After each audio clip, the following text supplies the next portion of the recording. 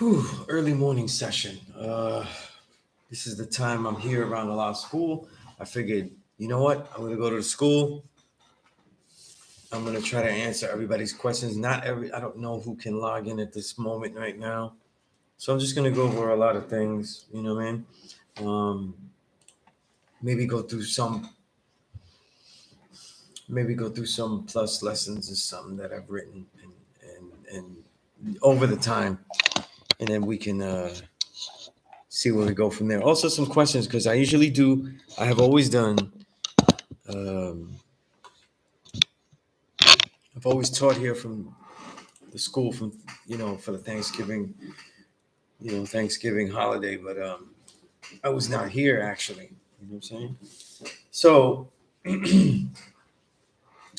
let's see what we can do. You know what I mean? If you are online, if you're watching and stuff, there's a time I'm usually not on because of the projects I'm trying to finish, the work that I'm trying to do, and get out before the end of the year. I've got an awkward schedule.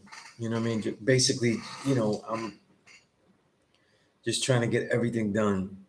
So I figured since I was out here in Mecca, instead of taking trips back to, if I take a trip back to where I'm at in Savior's Island, Staten Island, that's going to be a long time. So for me to come back, and I just want to be at the school.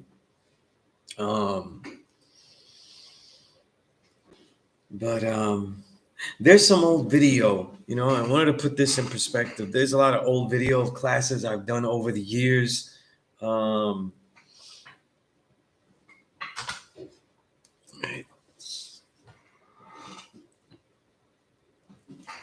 classes that I've done over the years when it comes to Thanksgiving that have been on the internet.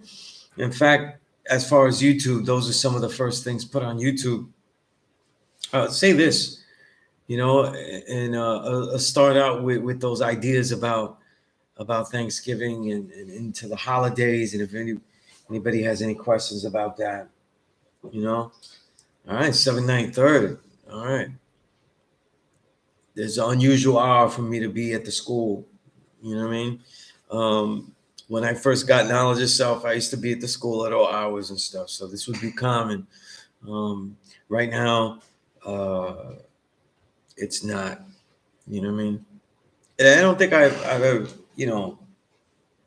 because of this digital stuff, I haven't never been able to officially do a class this early. But I want to get it recorded. I want to get it documented. These ideas. And then maybe at different hours, maybe all of you students that are, online might be able to chime in. So we take advantage of all this to see what times work for everybody and stuff, and for the at least for a small amount of time. As 2022 comes, my class schedule, it'll be 5 to 8 p.m. Eastern Standard Time, regular, right? I think one of the main points. I think one of the main points. Hold on a minute here.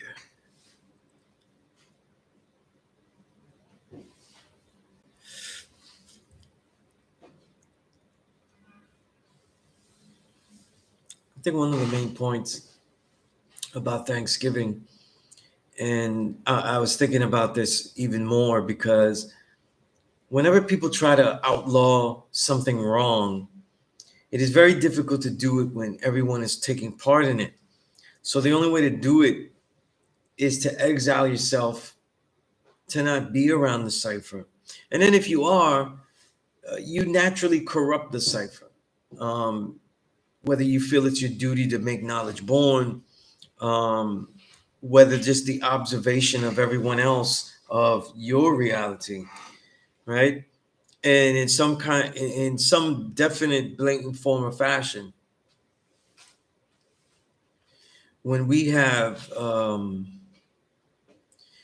knowledge of self, that's pretty much every cipher. So instead of looking at it like holidays, look at them like amplifications of your own life, because the whole world generally deals with a mystery god. Certainly, this Western world, certainly the United States, feel like most of us are at, right? And definitely where I'm at here. And what happens is you're always in conflict there. There's always things that get said that are not right and exact in your cipher. There's always things that are done that aren't true to you. This is something that you have to get used to and see where you're going to build and where you're not going to build. Okay, right? And this is something I see people now that have a lot of trouble with it, because when it gets amplified in the holiday, they don't really know how to deal with that. Here's why. Because of the holidays, it's not really the holiday itself. It's more people being around your lifestyle. Let's say that again. When we have holidays, you're normally adapting. Let's say you're dealing with your culture. You say that there's no mystery God. You say you're the true living God. Other people, they let you do what you do, right? And they have their flaws and stuff, but you deal with them, you adapt to them, right? To the worst of the worst, right? You know what I mean? What they eat, if they might be eating some pig and stuff, but you might live with them. It's terrible, but you do your best, right? They go to church. They say religious things often. They use it as a reasoning for everything. And you deal with things as you go along, right? You adapt. You adapt. I said the pig. I said the other things, right? You have your own. You have your own cookware. Utensils, whatever it is, right? So you're adapting to a select amount of individuals. So this experiment in life, and everything is experimenting with high explosives, becomes more consistent, because the outside variables outside of you are they're being taken care of. They're being taken care of. You know what I mean? Right? You're working. You're working it very well.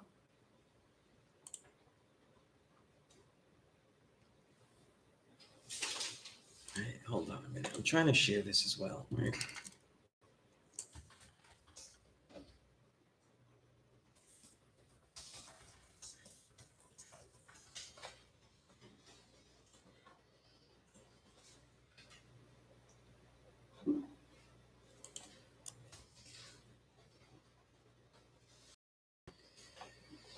Self-styles peace. Right? Saying these points because I didn't get to say them like I usually say them again and ad infinitum on Thanksgiving. But there's some add-ons because I experienced the Thanksgiving, right, that I have never experienced with the knowledge of self. Let me make that clear, right? I've had knowledge of self since 1999. I've been teaching in a law school since 2000. That means that there's only one Thanksgiving holiday where I have been both a 5%er and no class to go to. You know what I'm saying? How extreme? I taught whatever roof I was under, whoever agreed with me. I was teaching here every single Thursday. Every single Thanksgiving Thursday, the last 21 plus years, right, since 2000. And whether the school was open, at times I didn't have a key, or not, I would be out there and I would just stay out there and I wouldn't go back home. I was very, very militant about it. I was very militant about it. And still am. The key is now to be more constructive with it, even more effective with it. Now, my concern is to be more effective as opposed to militant. Here's why. I don't have to militantly declare my thoughts so much anymore, because when you have a lifetime of creating things, your thoughts are already out there. They're out there for people to see, for people to understand, for people to disagree with, whatever, what have you, right? So the interesting thing is that I think that the holidays only amplify, and this is harsh because I'm talking to 5%ers here, not people trying to get the knowledge, still adjusting, or just curious about what we're about, right? And all questions are free. Anybody that's online. But to us to have the knowledge of self, the holidays are a challenge. And I think that theoretically it seems that Christmas is the biggest challenge. But I disagree. I think that Thanksgiving is. I think that the foundation, not the foundation, let me retract. Because that's not the foundation. The As far as foundation, I think when you look at 120 lessons, the foundation is that knowledge degree in the 1 to 10. That is the ultimate fact that has not been shared. And so blatantly, who is the original man? But the core, meaning like what it's mainly made up of. What is 120 lessons made up of? It's history, right? History of the grafted. You know what I mean? The differences that were provoked by original people to make a grafted man. Okay? And the reason I say that very cleverly like that is that the lessons don't say that. Anything that Yaqub is credited for is just a manifestation of things that were in his surroundings. So when it says he founded the principle, unlike attract and unlike repel, that is not, that is not a principle that it's a Columbus word, right? Discover. He didn't find that. Like he didn't all of a sudden, like the principle of unlike attract, like all of a sudden it exists because he found it. No, he discovered it, right? So that means that he saw something to realize it. They talk about the 2 pieces of steel, but what he really was seeing was humanity. You know what I mean? Humanity, the ideas of humanity, you know? And in this, realization of humanity, right? Then he realized that the separation and making a man that was unlike man is really amplifying the reality of what he was seeing with original people. It is my contention that the original people were already divided or reaching extreme division, slowly but surely, and certainly near definitively. You know, when we talk about, like, let's say, like the indigenous people, the indigenous people of this side of the world, the northern hemisphere, right, North and South America, actually, right. These original people are from different waves of migration of original people over time. Original people that not only coming from Africa, but also have already migrated for generations to other places. And by generations, I mean hundreds, right? So the phenotypes change and they adapt to the differences of the realities, right? And so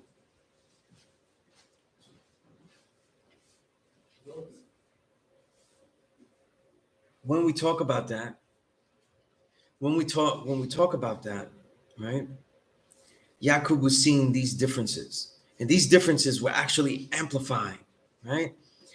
And to me, Yaqub is just basically realizing the principle in what he's seeing around and projecting, right? In advance, the ideas, what would this be? What would this become? And he altered that by grafting the white man, a selective breeding where genetically they would not normally come about. You know what I mean? And that's one thing. When people study genetics, they're usually studying it to preserve something, and it becomes eugenics, right?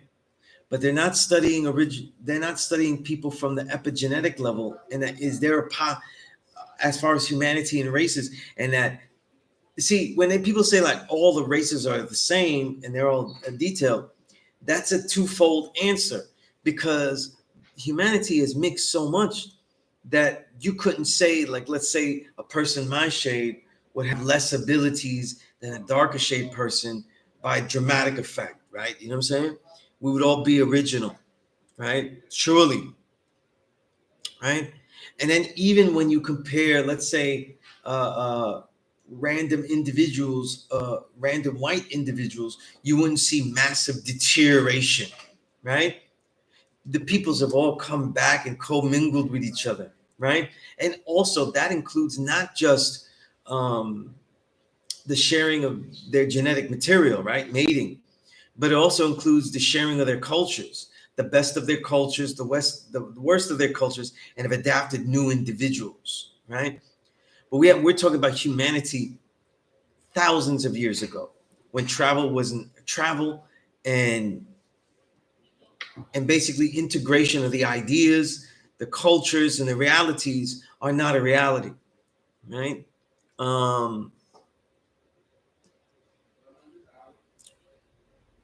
and when we look at things like this, right, and we look at 120, because the only reason I went into this whole thing about the 120 thing is that 120 is basically an unknown history, right? That's basically what it's mainly is in the detail of 120. Most of 1 to 40, large chunks of 1 to 14 also are history, right? So it's mainly a historical document, right? It is not necessarily an analytical document. I think that there's such amazing phrasing, both with incorrect grammar and also because it really is dynamically written, that it amplifies our dialect, 1,000, 1,000,000%. But the reason I mention that, right, is history is very vital to us as 5%. And so no, I don't think any holiday is as extreme in challenge and devilishment as to say a very recent history, falsify a very recent history, right? Not in the name of any kind of mystery, right? Things that people are say unproven, and get us into the spiritual realm of arguing, right? Because when we argue that we're the true and living God, we are still arguing spiritual matters to people, right? Thanksgiving isn't a spiritual holiday, okay? Right? It's a factual one. It's based on a lie of facts, a lie of historical facts. And then we're expected to make that precedent, right? And continue that precedent, right? So it becomes, and it's interesting when you look on calendars. I also noticed in the calendar, and we have all these digital calendars. The 26th is Native American Heritage Day. And that sounds well and good. You do Thanksgiving, you make thanks, and then you do have Native American Heritage Day the next day. That day is off for everyone. And cool. You could do all the pilgrim stuff and all the traditions of devilishment and fortify that concept, fortify the idea that this country was unified righteously, and then do a Native American thing the next day and just say it. But that's not really what happens, because at the same time they said it was Native American Heritage Day, the Friday after Thanksgiving, right? That next day, they're also doing massive amounts of Black Friday. And Black Friday is becoming seen more and more as a holiday when it actually isn't a holiday. And does it make sense? It absolutely makes sense. It makes sense because Thanksgiving isn't based on fact either. They're all based on false history. So all you have to, when we don't do something different on Thanksgiving, to me it stings a little bit more. It stings a little bit more because these are holidays that are setting a tradition. And if a 5%er can't really fight traditions that are less than 200 years based on historical lives of the original people that are mentioned in the lesson, right? Original people mentioned in the lesson, right? The 2 million Indians, right? They are also original people, right? And if you have a difficulty fighting a precedent of things like Black Friday, of history that is just barely 200 years, and then now there really isn't. There really is no real strength that you'll have for the religious holidays. You know what I'm saying? See, the magic of Christmas though is that it was a failing holiday, especially in the United States. You know what I mean? Right? Saturnalia was the thing. It was a lot of savaging. There's a lot of wildness. And once they directed the holiday toward children, first offering candy, right? Then propagandizing even more with Santa Claus, developing, uh, developing tales of Santa Claus that really work well, right? And then also certain, you know, what happens all the time that set precedents is the creation of great creative works that fortify it. And I think I always mention this though, to appreciate it, at least it's how a creative work can actually influence the reality. Because a lot of us though, when we get down to stuff, we also dismiss things like hip hop and things like that. Oh, it's just people rhyming, but they're not really the God. Or if they are, that's not what makes them God. Don't discount the power of the creative work. This whole reality we live in is based on creation. It's based on creating, and the creative work is vital. The creative work is vital. And one of the great creative works was A Christmas Carol. I mean, look at the foundations of that. It sets up lies that will not be done, right? That I find it intriguing. I find it intriguing. But Scrooge is a rich miser, and he sees the error of his ways and gives freely. But then in turn, the propaganda is used where you, the regular poor individual, is not supposed to be a Scrooge and have what he geniusly wrote about, and pretty much created the Christmas spirit. You know what I mean? In that Christmas Carol novel by Charles Dickens, he literally is creating and inventing the Christmas spirit of giving. And by using a rich person to give, then you can be like the rich. See, the thing is that he continues to give, but he will not be poor. He will only be enriched by his giving.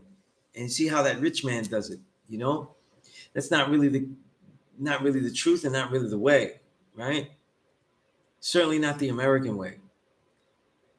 So I think it's ingenious, you know what I mean? It ends up putting it on the person because you're relating to the character, but you don't relate to any of the riches. But that's where you want to be. And then it becomes a one of gift giving to the children. So now it has, as anything attached to the children, it lends it a holiness. You see? But it's also feeding the most destructive elements of the society, right? The capitalist engine. I think it's intriguing, right? And then if you disagree about it, it really ends up Christianity impedes, right? And manipulates the birth of their own Jesus Christ, their mystery man, right? For the son of their mystery God. And then he's born on December 25th, right? Mix some things. We know it's from the Osiris, right? Ancient Egyptian Osiris concept, right? Doesn't matter. It really doesn't matter. And it all works as well, too, because at the end of the year, those last days that ancient cultures like the ancient people of Kemet would have a renewal, right? Those extra 5 days on the solar calendar, 5+ days on the solar calendar would kind of like renew oneself. That way of the calendar, when you're on a calendar and it ends and it reaches the end, that is either to finish and complete, which is really the way mostly I've been living, is to complete things. But a lot of times hopefully we all have time to celebrate, look back in retrospect, and then start the new plan. You know what I'm saying? Which is to add on from what we achieved, right? And certainly do better if we did not achieve. You know what I mean?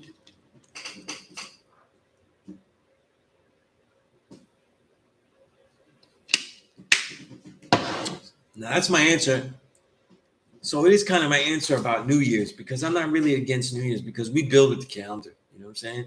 So um, if someone celebrates that, to me it's a celebration of all the things I achieved and everyone else achieved, in my family, loved ones. So I don't really have a problem with it. You know what I mean? Because not like we're the gods and we don't do anything fun. You know what I'm saying? That would also be quite, that would be a lie, and that would be corny. You know what I mean? Right?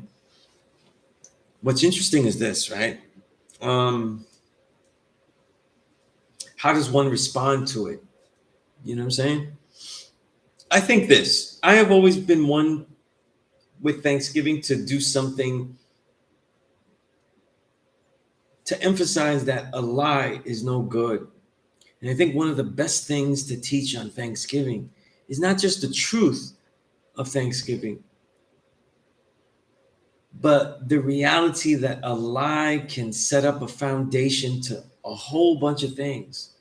You see? Now, there's a lie that leads and gets used right. See, people will go like, this is a time of year where we could be with our families and blah, blah, and blah, blah.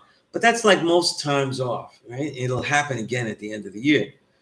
I think that just because we adapt to the holiday, I think us as learned individuals, and if we want a more detailed society, we want more intelligent children, we want proactive children that feel that they could change things, then you can't just teach them like, so we're going to celebrate because this is what we do, so we're just going to do it like this. I think there has to be more daring instilled into the children to innovate something much better. You know what I mean? That you'll have your family and you don't have to do it like we're doing it now. You see? We don't have to do it like they, parents and our parents and our grandparents and great grandparents did it. You could add something to it. You could abolish the whole thing. See? Because if a family's really a family, though, they'll find a way to be together. They'll find a time to be good together. And I don't think it ruins any time, any of the fun, any of that, if you don't have moments like that, especially with the children. You know what I mean? Um, I in my years as a 5%er, which is half my life, um, I haven't most of my Thanksgivings I haven't had with my children. So it became easier and easier to continue what I've always done since even before I got knowledge of self. Once I learned history, and my history was to fast. I would do a 36-hour fast. You know what I'm saying? Um, the entire Thursday into the next Friday.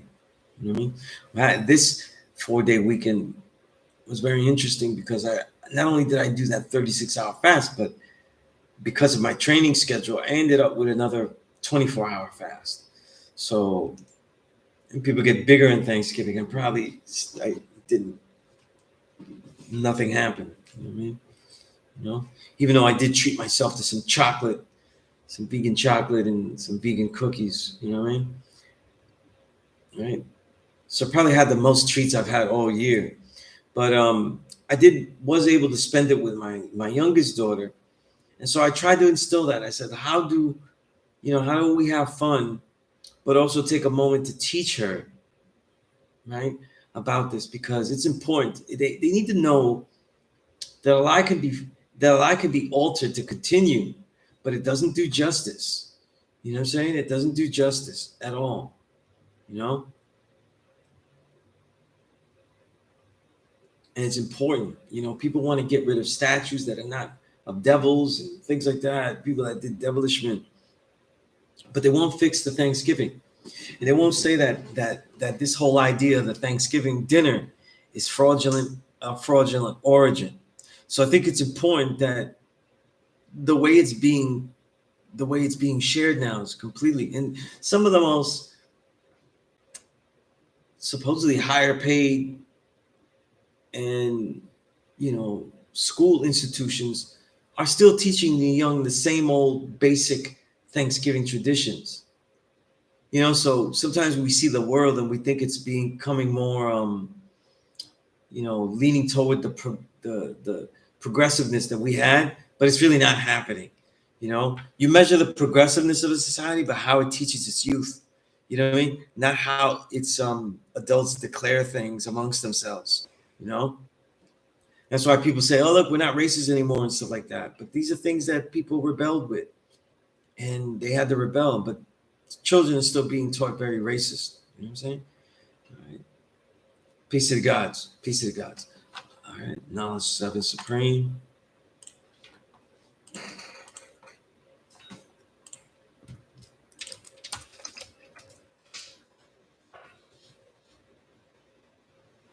Shakim, peace to the god.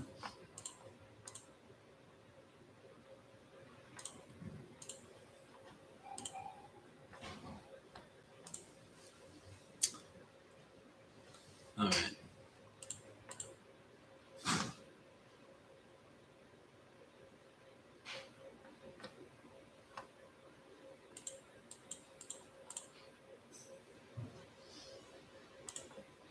I had a question that was given to me by one of the great gods, and I wanted to answer it specifically. It had to do with the holidays. You know what I mean? He was talking about a 5% of, this is what he said, a 5% of drawing up a wisdom, a woman who does have knowledge and dealing with the different variables that come with that, right? Such as holidays, right? Holidays, he meant, right? And other customs and traditions that us as 5%ers do not bear witness to, and how to deal with those situations. You know what I mean? I think this, you know what I mean? I think that the idea is to keep an open mind, that we're going to try to keep the best part and throw away the worst part. You know what I mean? A lot of times, like, you know, when it comes to holidays, um, it's also to teach the truth about the holidays, right? And to see what will adapt. So like, let's say like with Christmas coming, there are certain things I'll do. I'll watch programs. I'll listen to. Obviously, I come from a Puerto Rican background, so like it would be missing an entire subgenre or genre of music if I didn't listen to certain Christmas music. Like like, and sometimes they just get listened to in the mix of other stuff during the whole year. So like Puerto Ricans have aguinaldo, which is literally like you know Puerto Rican Christmas music. You know what I mean? And it really is. It really is a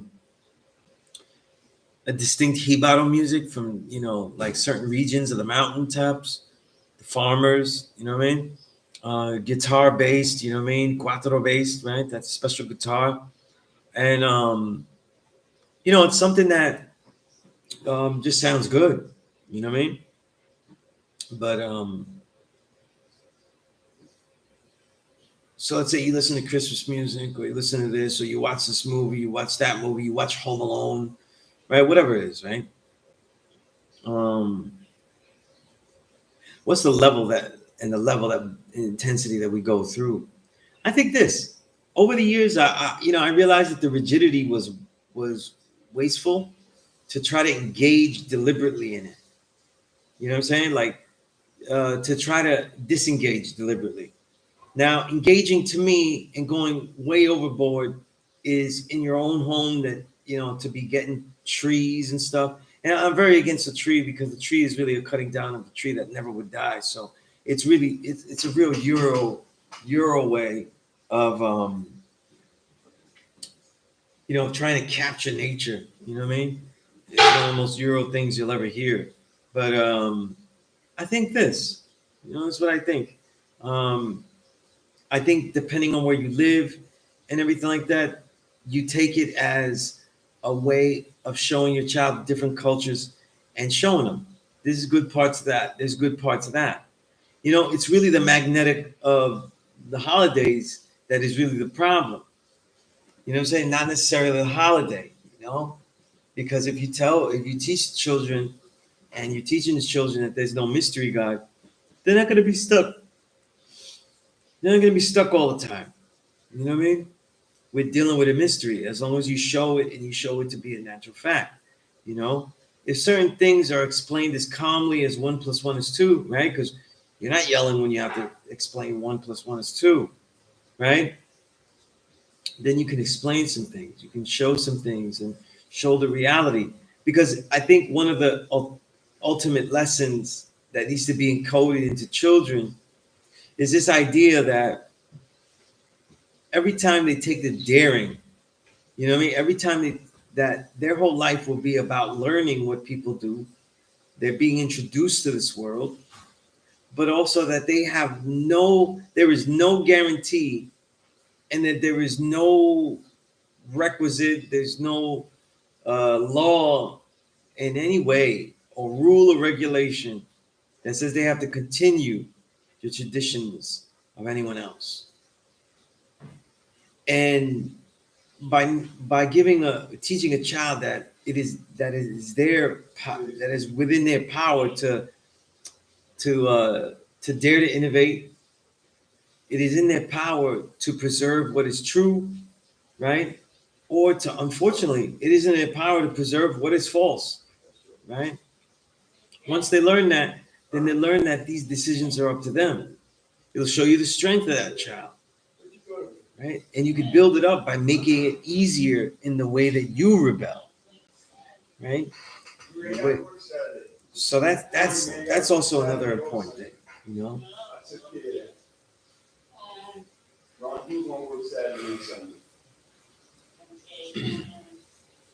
Halftime, you said this is a very useful topic, God.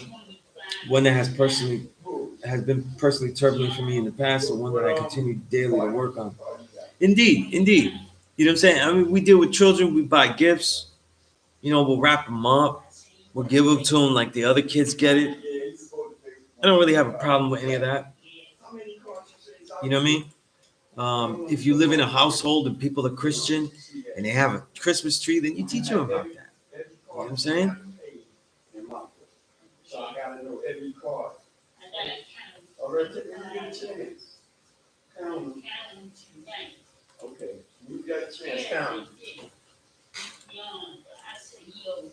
All right. Don't worry, you did it. Did you tell them that? All right.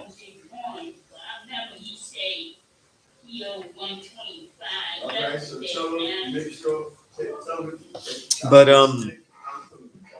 it's I think this, right? When you're dealing now, as far as a woman that you're dealing with, if she's dealing with the knowledge and dealing with lots of the traditions, then you have to tell her. Sometimes if you both have children and you're dealing with children, you know, if you have children together with a woman, that is she dealing with the knowledge, but she's dealing with a lot of also the traditions and the cultures and all that kind of stuff. You know? All right, God. One of the peace to God. Everything's peace, God. What's up, Jonathan? But I think one of the things to do is to say, listen, if you continue in this way, right? If you continue in this way, what will be the impact and what you're showing the children? You know, where is going to be their daring? Where is going to be their daring to innovate? You know, like, yo, none of these things that we do have to continue to exist. You know what I'm saying? None of these things. Not Christmas, none of these things. You know what I mean? And they can enjoy all types of things. You know what I mean? Like, and it's the magnetic of the holidays. So it's very difficult. And we got to be honest with ourselves that does the holiday have more magnetic than you? And you have to deal with it like that. You know what I'm saying? You have to deal with the idea that the magnetic is powerful, right? So look at this. These Jewish holidays come up, they're not causing much of stir. Hanukkah gives gifts, but they ain't making kids run to the store, right? It's about the magnetic. And when you explain to things to the kids, like, yo, everything has been made to attract the children. So then attract them. Utilize it. You know what I mean?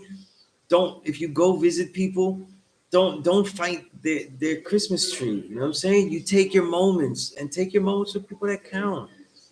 And let's say you have no moment though. If they're your children, you'll be with them to show you, like, yo, look what we did, but we could do better. Look at this, but look at that. You know what I mean? And hopefully they would realize though that these traditions will only continue with no alteration because they decided not to alter them. You know what I mean? They decided not to alter them. You know, with my children, I've taught them all this, but I still want them to have the free will to decide what aspects they're going to deal with. Because unfortunately, their mothers aren't 5%ers in that way. You know what I mean? They're not going out there saying no to this and yes to that. You know, they're saying yes to everything. You know, so how does the culture live along with that? Right? You have to figure it out. You know what I'm saying? You have to figure it out and where you pick your spots. You know what I mean? You have to decide like what parts of the holiday we'll do, what parts we don't. And that's with all the holidays. You know what I'm saying? That's with every holiday, right? Self-elevation, peace, God.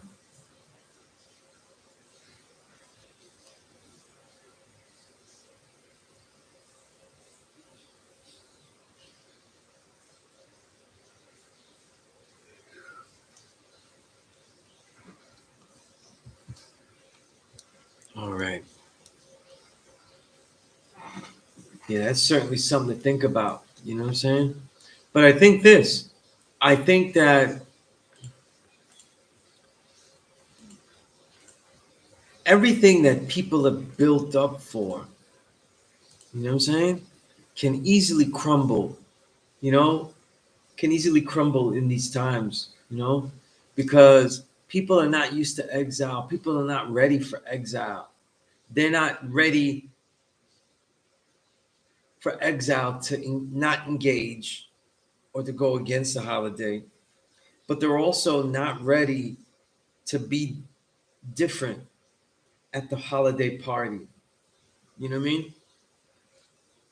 And again, some of these things should really be they really should just be an amplification of your reality. You know, again, certain parts of my lifestyle have always been different, so it is not different. It is not difficult to continue to be more different than everyone else. So I've been vegan a long time, so whatever work environment I was at, people would have to know that, oh, I don't eat this, I don't eat that, right? So you get practice the more distinct your lifestyle is. You know what I mean?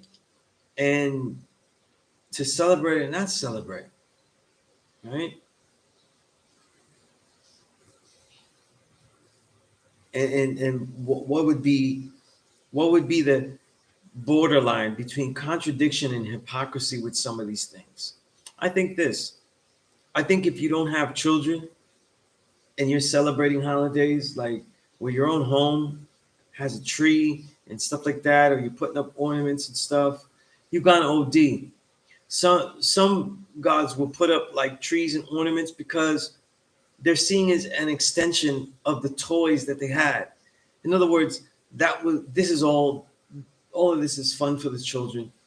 So we continue this in the name of the fun for the children. I think I disagree with that. I think that we should definitely give gifts. I think if you have command of your house, like you're not really living with relatives and stuff that are not 5%. I don't bear witness to no tree in the house. The tree is certainly a symbol of the destruction of earth. You know what I mean? A symbol of capturing the earth. You know, and I think it's extremely evil that it was decided to be that particular tree that would have no problem, surviving endlessly throughout the winter months and beyond for years and years. You know, and I think children, they're not stupid. They can be taught. You know, my children have never asked for trees once they understood that the beauty of the tree, and even a plastic tree, is like symbolizing the cutting of that tree. So when they get older, they would realize, like, you know, why do I need the wrong symbolism to have a good time? You know what I'm saying? Right? Teach them what the words mean. Christ Mass, right? That we don't deal with a mystery God, right? You teach them these things, but also, you know, everyone has to take some kind of stand. Everyone has to be very distinct. We're going to keep these traditions because why?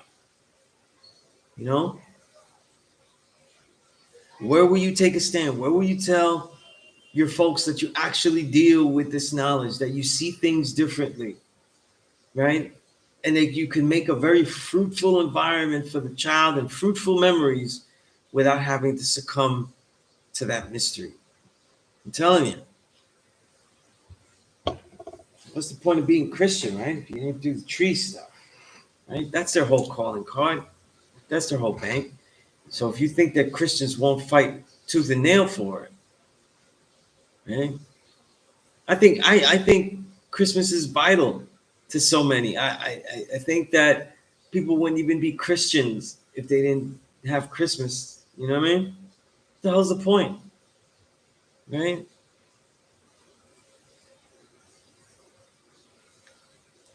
And some of them we got to get ready to abolish them. Like some of them, you know, like Easter.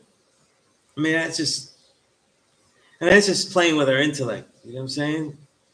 That's just playing with our intellect. So those got to be abolished too. You know what I mean? Right? Anybody that has questions, please let me know. I'm going to take a break now, right? Use the restroom.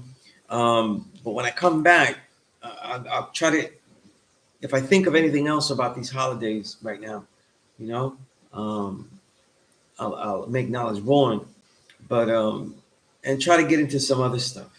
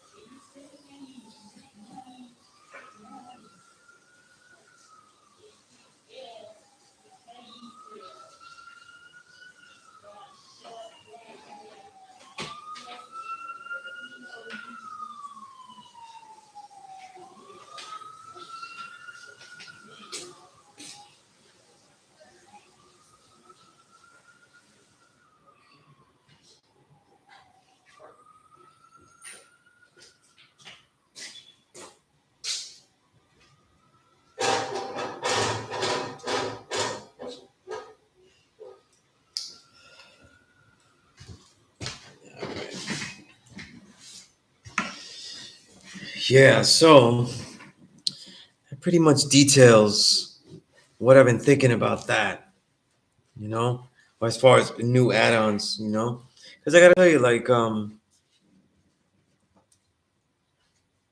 don't think there is any tradition, you know. I think people do family get-togethers and stuff like that, and families aren't really in tune, and they just follow things, you know, like this is the time we can get together and blah blah. What do we do differently? You know what I'm saying? Do we say a word to the ancestors? Do we do anything? You know, we're so we're so quick to have like um a deeper commune when it deals with the mystery God. But amongst ourselves as 5%ers, though, we don't take a word for, you know, we could take that word. We could use the Thanksgiving, whether you eat or fast or whatever like that, and take it to be that. You see? And if you're trying to teach your children, then you're either going to have to teach them before you go to the holiday celebration or after. But you've got to teach them, you know?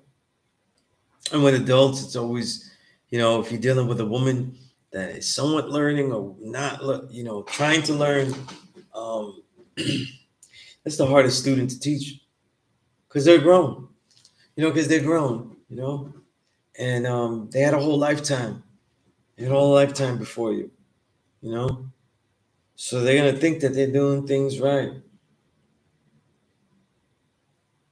If they have children, if you have children, you can realize the contrast. Like, you know, what does this really benefit to them? Like, it, we know the truth, and we're deliberately letting it go. Where we're just, you know, you're self appropriating the truth.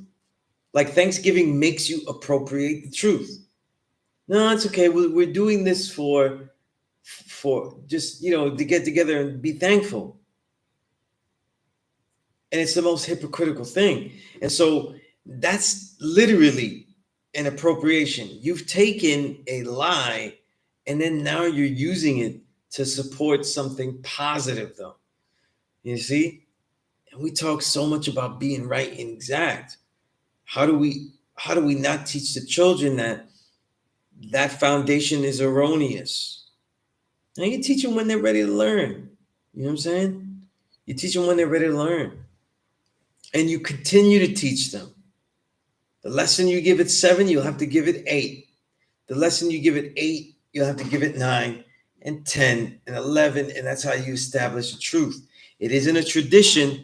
It'll be a tradition to hear from you every single time, right? But it'll be a truth. It'll be a truth because every single time they'll be having to go to what? Research it. This is important. This is important.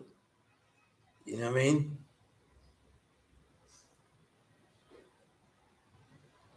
When I was doing all this fasting and stuff, I didn't expect things to change. And I don't expect it to change with the entire country or the man, you know, whatever they say is going to be the holiday, right? Because the way that they celebrate it is right for them. You know what I'm saying? They conquered and they destroyed. And so they should be thankful. They should be thankful that they murdered and killed and were still successful. How could you expect them to change that?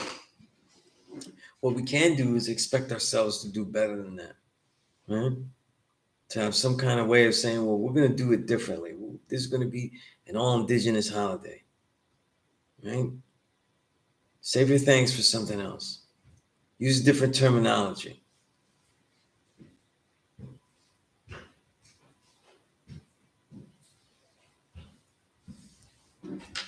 These are things I think of. You know what I'm saying? Not once, though, with dealing with my children or something like that, did I take that particular day to tell them that I was thankful. I think it's so freaking corny. I really do. I think it's corny. I understand the sentiment, but if you decide to do the positive spin that they just appropriated it for, right? Then you're also okaying, how it all developed. And then people don't research how it all developed. this is the entire process by which history becomes lost, right? And history doesn't become challenged, right?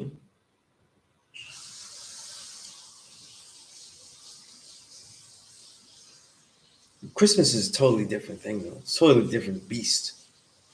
You know what I mean? Some holidays are odd beasts. Like Halloween is a beast because whatever of the cryptic ideas it has, no one even knows what that is. Right? No one knows. No one knows what any of these, you know, holidays before. The average person doesn't really know anything about that. Right?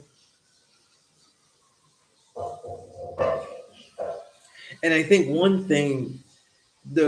one thing that for children is very good about Halloween is that it has a lot of aspects in a lot of the traditions that have developed for creativity. The creativity of costumes, the creativity of display, creating creatures, you know what I'm saying? Creating worlds that exist, thinking, thinking about the world beyond life, you know what I'm saying? Beyond this life on earth in a creative way, however it goes. I think these all can be manipulated to be used in a very positive sense, you know, certainly in a creative sense to delve into our children's creativity, you know.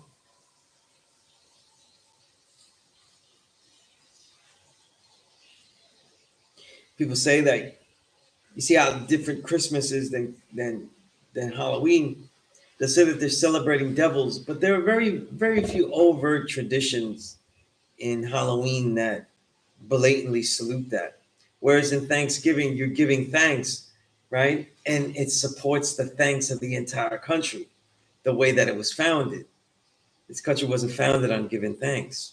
See, so it has different connotations, completely different connotations for us to think about. Christmas is also the biggest beast because it has like actual traditions and it has its own mentality, like the Christmas spirit and things like that, that were really developed for children and the interaction of people with children, right? And you know what's interesting is that Christmas had to be altered constantly because, well, like I said, what was celebrated was Saturnalia, right? And so a lot of it basically was the purge, you know. If you study the history, especially of these early colonies and early America, the United States, it really was the purge. You know what I'm saying? People were just wilding out in all purge-like way. You know what I mean? And the only way to refocus that is to focus it through the children. The children save so many things. You know what I mean? And that's why when you go into Christmas, how could it not be attractive to kids? How could not this beautifully lit Christmas tree, these incredible bulbs and lights and characters and cartoons that are all over people's homes, outside, you know what I mean? There's no way it's not fun. There's no way. The magnetic is intense. Understand it.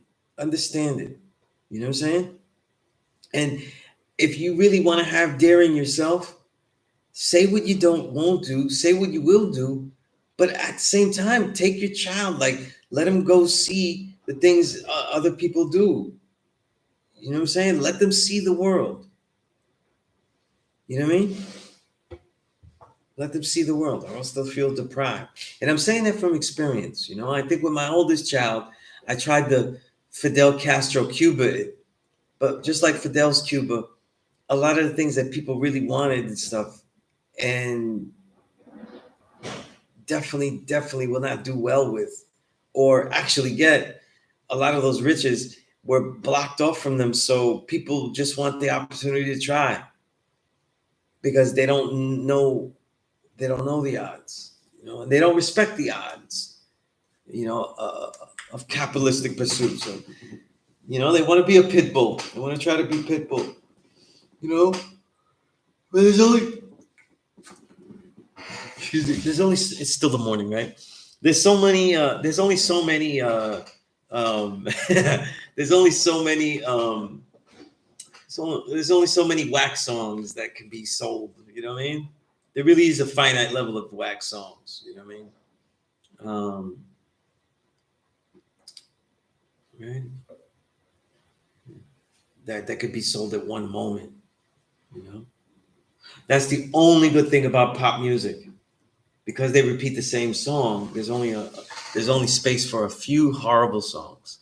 It's not like good music. Like, we search for good music, you find hundreds and hundreds of albums of good quality, great to classic works. Right? You mind the pop world, you find a lot of shitty songs, but it's a set amount because there's only a certain amount of spots for them to keep repeating and repeating the same song to you. So you're not going to be stuck out there doing this like that. You know what I mean? But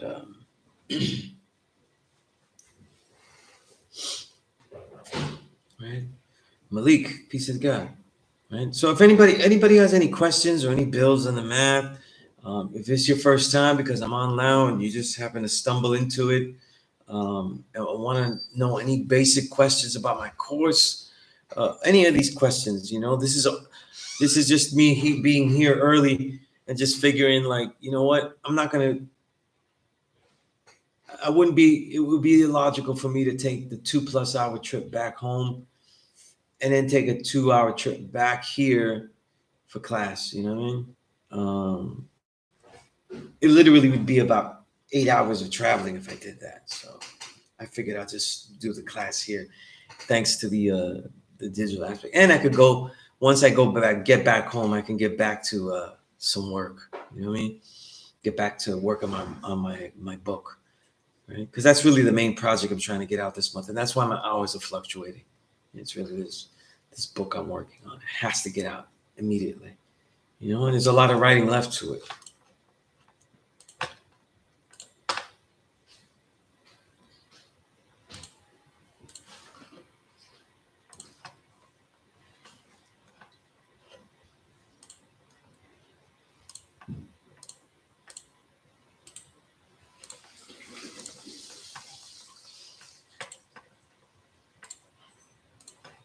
Hi, good morning. Yo, come on, man. Wake up, man. How are you? How are you? Everything okay?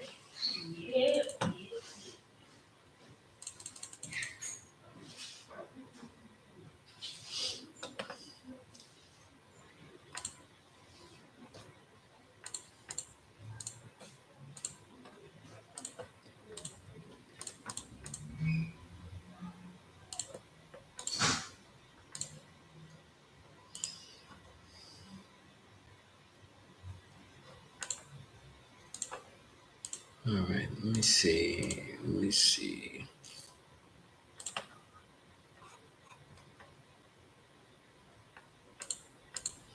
There also, as we reach the end of the year, there's also a couple of plus lessons I have about planning.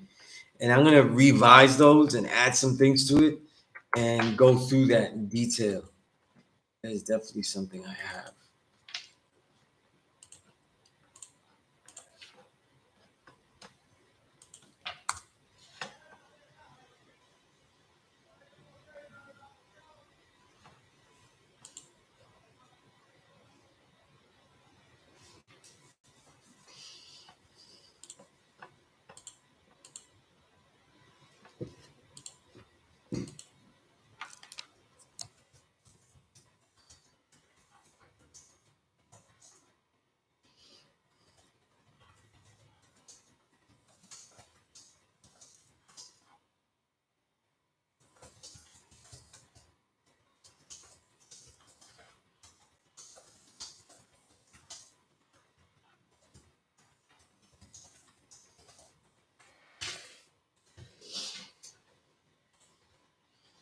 Indeed. Malik, you asked, why did Elijah in the second degree and the 1 to 40 give an approximate and the actual square miles in circumference? You know, I can't answer that.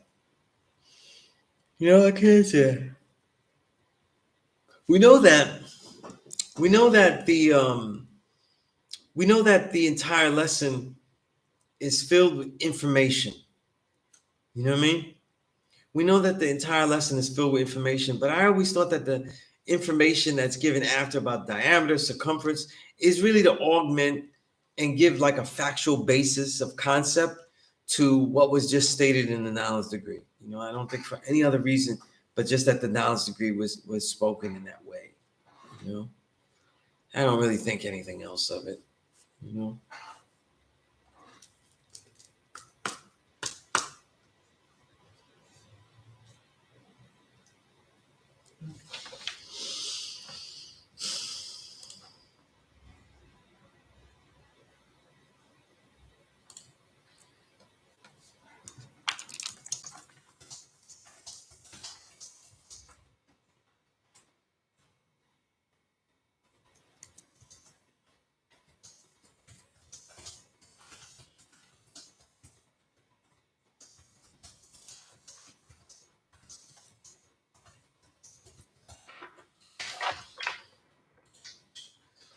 Yeah.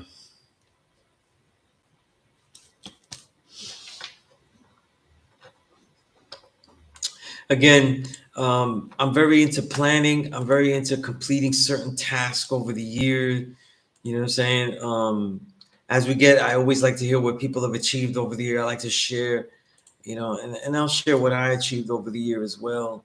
Um, it's important to have a framework of how and what, you know.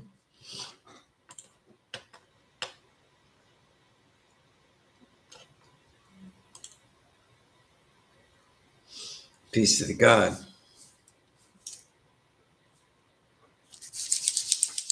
Yeah. Yeah, but it's nice and quiet here. Nice and quiet here at the law school in Mecca today. You know what I mean? I thought it would be warmer though, and I'm cold. But other than that, it's peace. You know?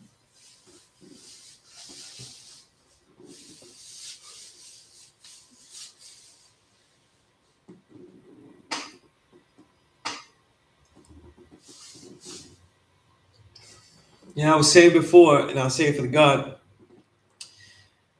the hardest people to teach are adults. You know what I'm saying? Because they feel like they're being told what to do. You know? They think they can't be told what to do. And what's more crazy is that they think that they've never been told what to do before. You know what I'm saying? And that they don't adhere to what people tell them. Right? That's usually a lie. You know what I'm saying? It's usually a lie. Most people aren't the critical thinkers that they wish they were. You know what I mean? Most people don't really know what critical thinking is, and that's because it doesn't really start from a suspension of disbelief. You know, for us to get the knowledge of self, and this has to be reminded of us, so that way when we lose our rebellious fervor in things, reminded that we only got this knowledge because we had a suspension of belief. We suspended all belief in things. Someone would say something, right? And we say, I don't know about that. I don't know, it doesn't make sense. And we would take it through our logic. Mathematics as a regular daily tool is really applied logic. It's a system of logic. And that's why again, I had made a big deal. Like people want to say people didn't born the degrees, the day's degree, during the father's time, which they haven't really proven. The absolute tool of doing that is very vital, because when we deal with mathematics, we have to know how to combine these tools. You know what I'm saying? Yeah.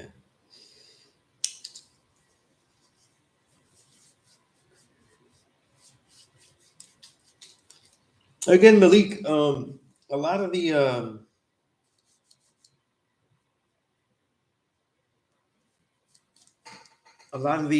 degrees really, they make sense next to each other. You know what I mean? They're articulations of things. You know what I mean? And as I learned from Dumar, the approximate and the exact numbers are very important. Very, very important. You know what I mean?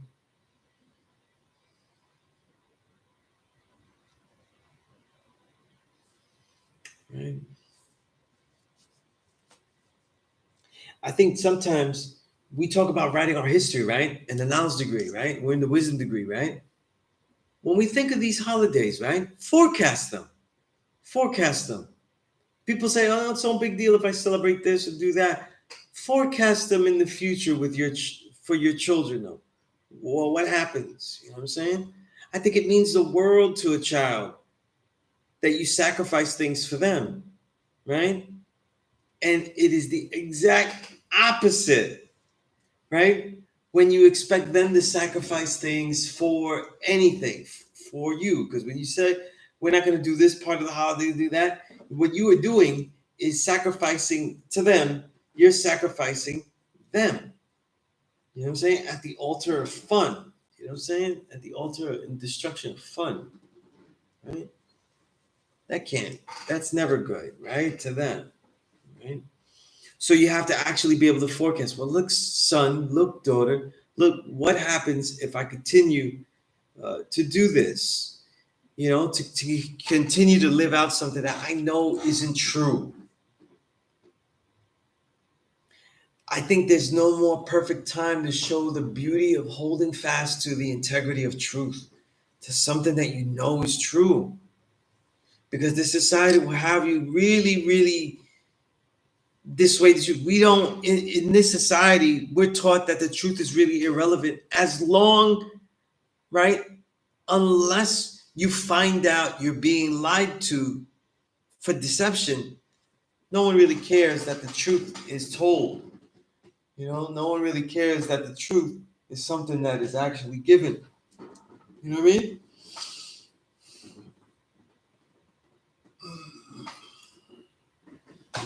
Right. So that's another important aspect to it too. You know, think about the truth. What does the truth mean? Like, did you ever do? There's little like assignments you can do, little uh, um, little thought experiments. That's what the word. I don't know why this word didn't come, but do thought experiments with your children, and you can even do this, with with a woman you're dealing with, whoever you're dealing with. You do a thought experiment. You know, what happens to our integrity as 5% if we keep doing things like this and we don't add something to it? You know what I'm saying? If we don't do something to it, right? Have you established your life as a 5%er so profoundly that you don't even have to do stuff on Christmas, that people know you don't fuck with that? You know? That they come and ask you if you mess with that. Well, what parts? What parts you don't mess with them, you know? Take these times of holiday as a challenge. That's an absolute challenge, you know? Mm. Musa means great civilizer. So he's not one person, he's many. He's the people that went to teach the devil. They had trouble. They had trouble teaching the devils. You know what I'm saying? They had trouble teaching the devil. They tried to not civilize the devil where he just wasn't doing blatant devilishment because it wasn't effective. That's why they had to teach him how to build homes for themselves, right? Meaning that, what does that mean, build homes for themselves? Meaning that they could enter a society and engage in a society and show themselves to be useful, you know? Right? Give me a moment. I feel like there's maybe the door's open or something, but it's getting very cold here. Hold up. Answer your question soon enough. It's like just saw it.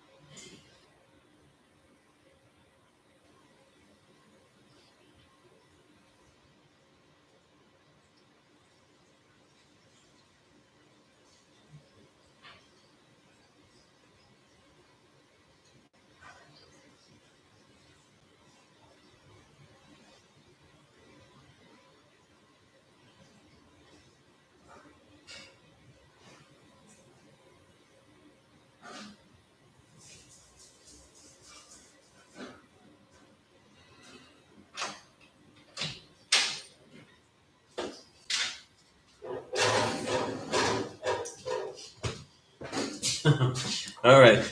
Yo. Let me close this.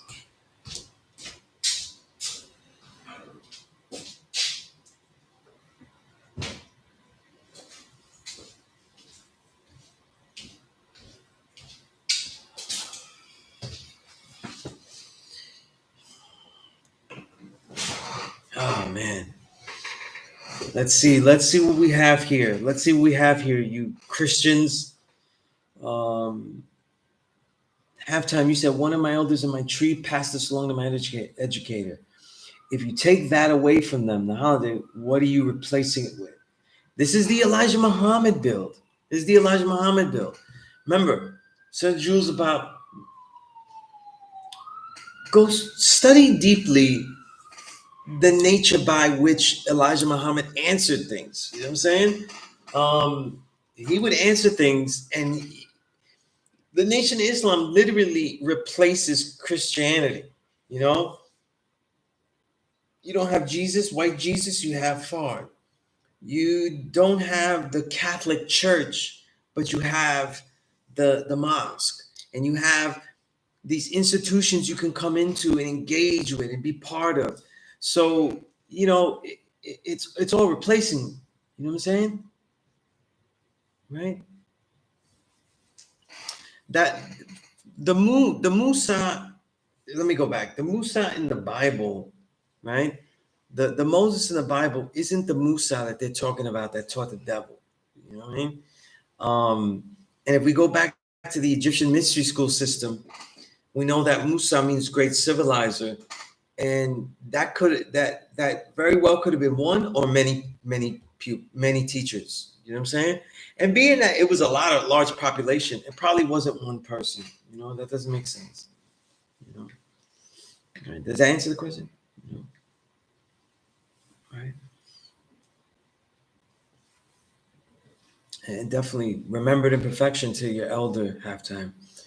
Um, I think that when the Nation of Islam, in replacing Christianity, what happens is that um, they replace Christianity and things like Christmas because they have a way of sequestering themselves.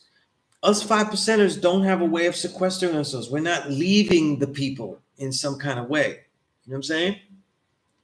And we don't teach in a way of blatant declaration, like I'm this, so you have to do this and that.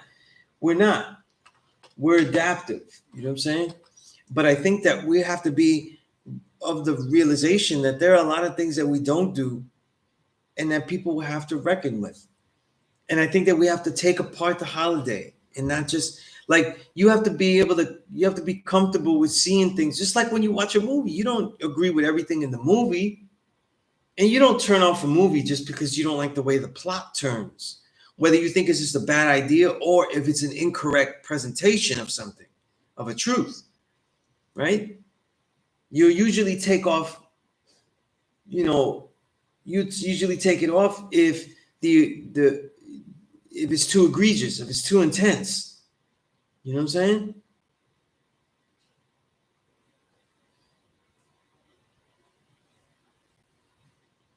But that's peace halftime. Ah, got you, got you. You shared this. Okay, got you. Yeah, lost in translation there halftime. That's peace. Glad that he's still here.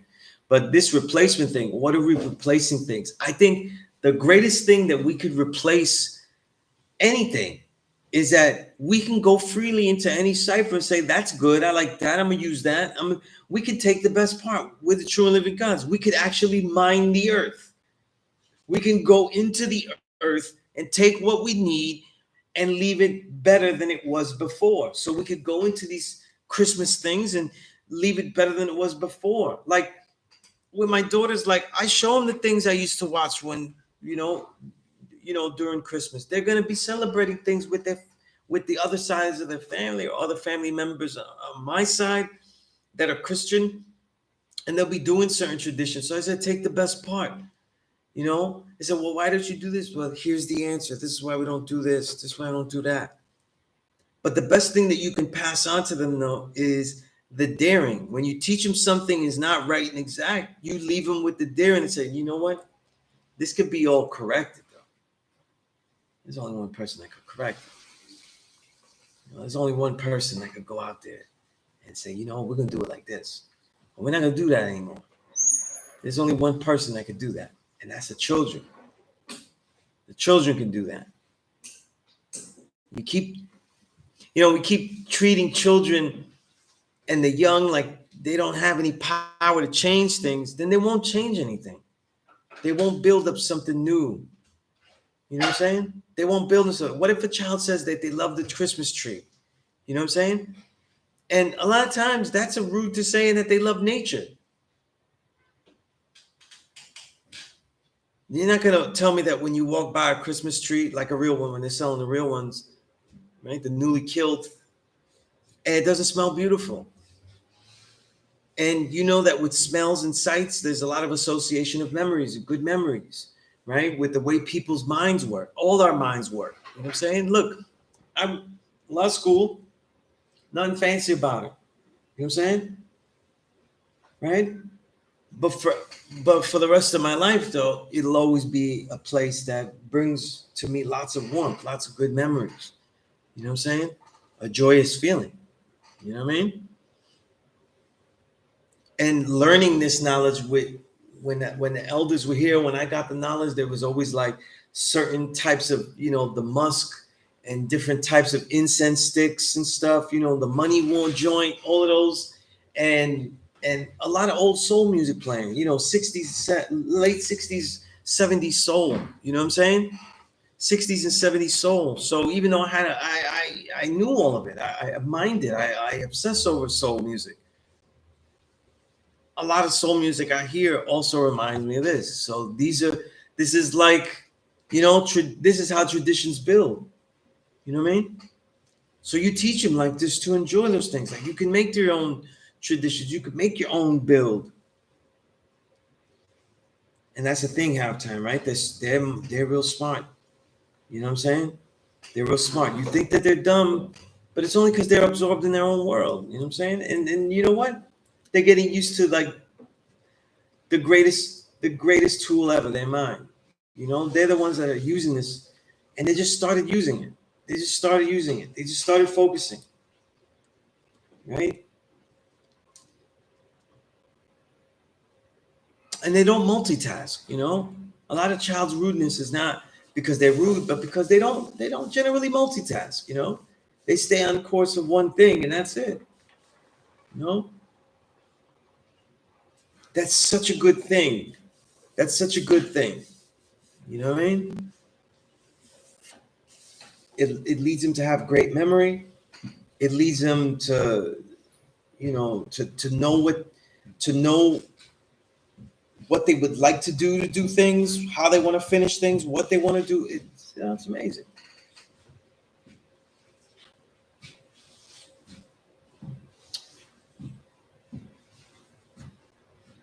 Yeah, let me know if there are any audio issues. You know.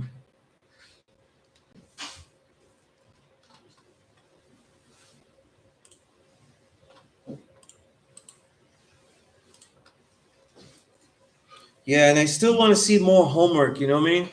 I still want to see more homework about what if you're really into this, you're really learning. You know, to establish.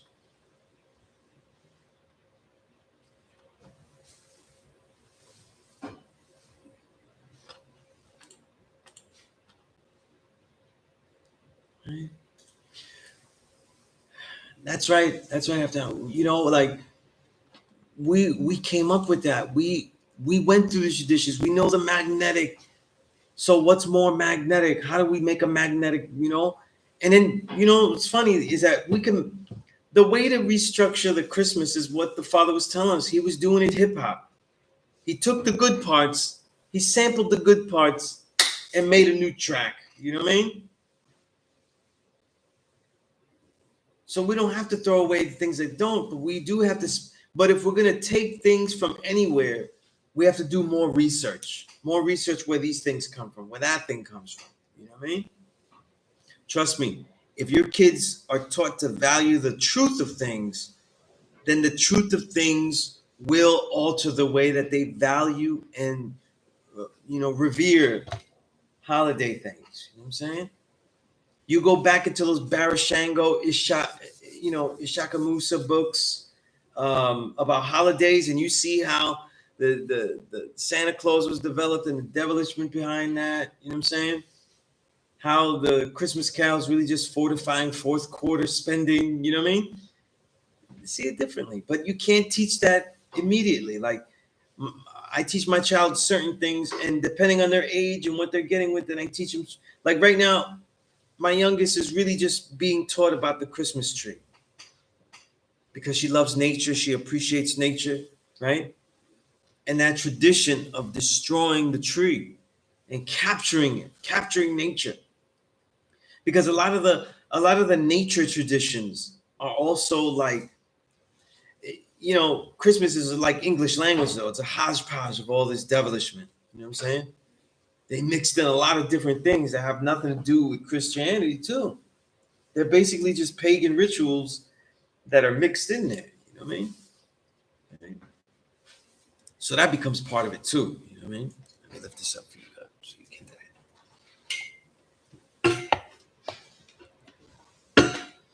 But so when you see things, the Christmas tree, when you see the Yuletide is the log.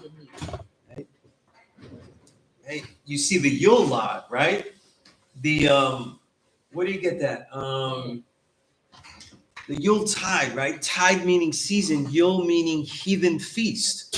So when you see the logs being burned, right? These all symbolize that feast. And the Yule doesn't just translate to feast.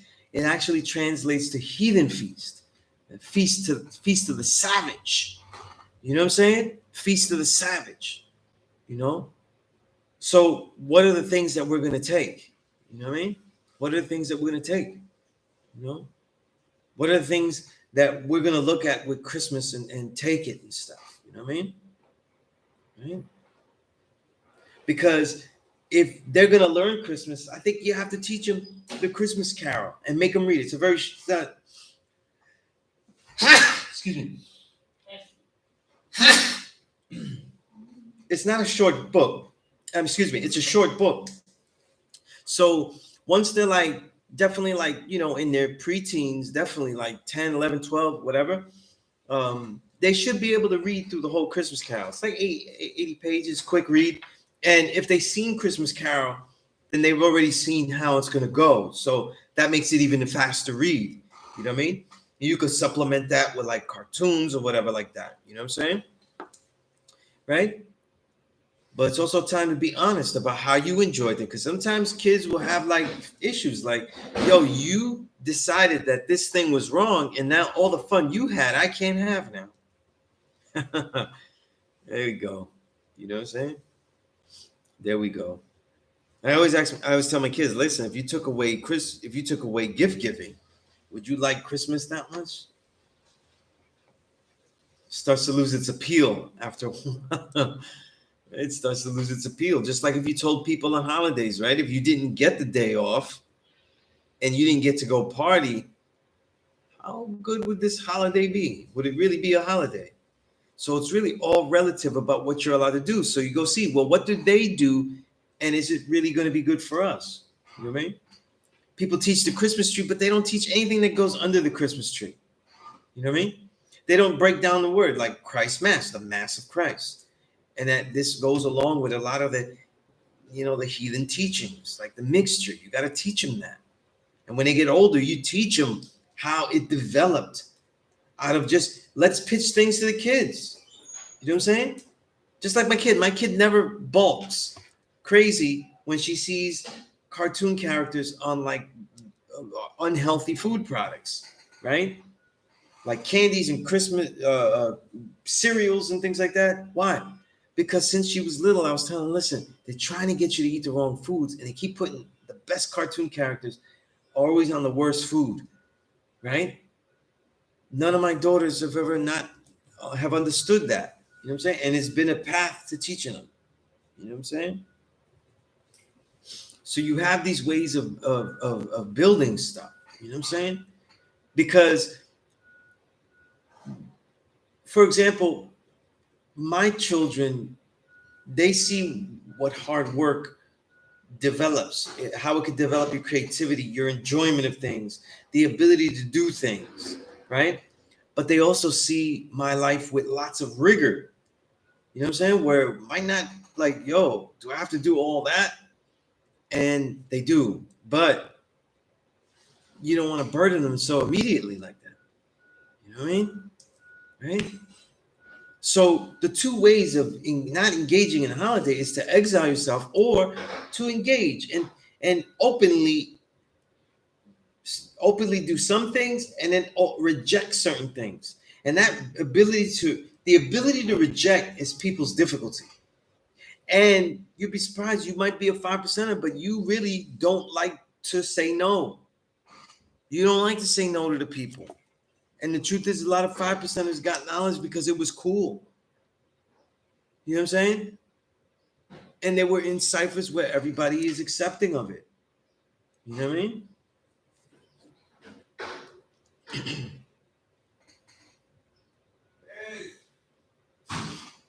Right? So that's Yuletide. The word Yule. Right? So the word Yuletide is two words, right? Right? Yule.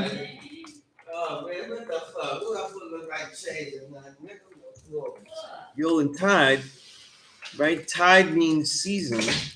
And Yule, the etymology of Yule literally is, right, is heathen feast. Right? And heathen means savage, right? Because understand, like in European traditions, feast is not like a big meal of lots of different type of things. Like you'll eat until you're okay, respectively, but with lots of food. Heathen feast means that you are actually supposed to gorge off that. You know what I'm saying? You're supposed to gorge off that. So now does that takes away from the wonder and the love of Thanksgiving, because Thanksgiving is basically a feast. Don't take that word kindly. The European concept of feasting is basically celebration and gorging. Okay? It's the ideal cultural reality of a people that, created capitalism. So when we talk about Thanksgiving dinner that people had back then with the pilgrims, not only did that not happen, but it was more like a feast where they were able to rape and pillage and then gorge in a feast. And that's what you're doing. You're not doing a Thanksgiving dinner with all your loved ones. It's basically a dinner that is representing a plunder. Right? People take that word feast and it has been lessened over time. Right? That is not the word. Right? A prophet is someone who basically, in this case, the major prophets are prophets that foresee the coming of God and also then actively seek to change the reality in front of them by getting rid of idol worship in preparation of the coming God, right? So Buddha would be seen as a prophet because he was doing that. Like he was giving a new idea and he was trying to get you off that. Of course, what makes him different is that he wasn't prophesizing the coming of God, because the spirituality, the godliness was just inside. It was just Buddha mind. Everything has Buddha nature, right? That's the sloppy translation. You know what I mean? The sloppy translation, right?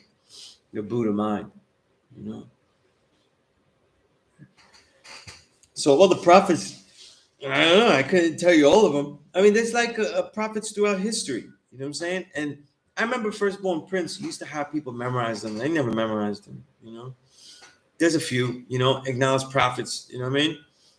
But I can't tell you the duty of the prophets though, because I don't remember all the names, some of them. But Muhammad, obviously, Fard is considered a prophet. All of those, they take away, they debunk the worship currently done, the idol worship, right, being done at the current time, and they set forth the revelation of the coming of God.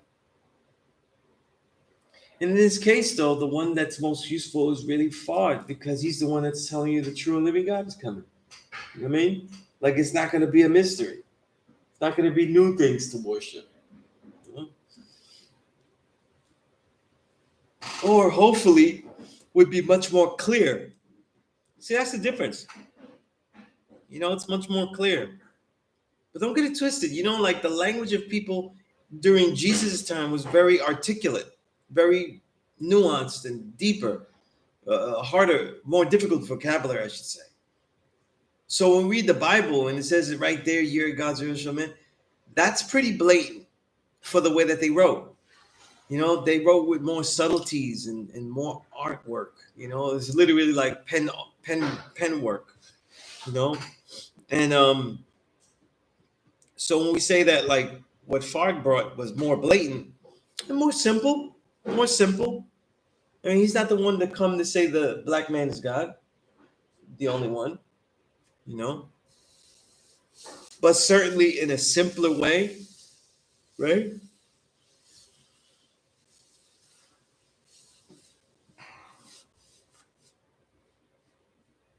I think so. I think people have to get through that very dense, very kind of repetitive, and sometimes a difficult read because of that message to the black man. Because you need to know the nature by the way that Elijah taught and spoke.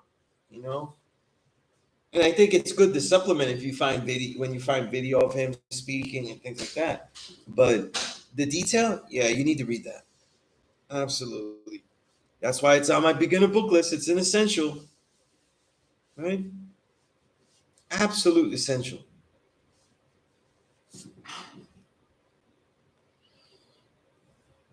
Mm. All right. Everything is working.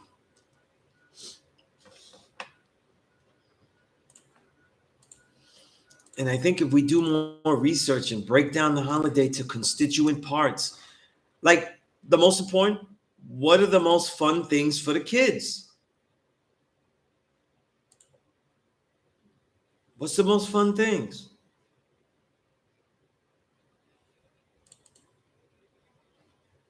And then break them down. What's the purpose of this? What is the reasoning? Right?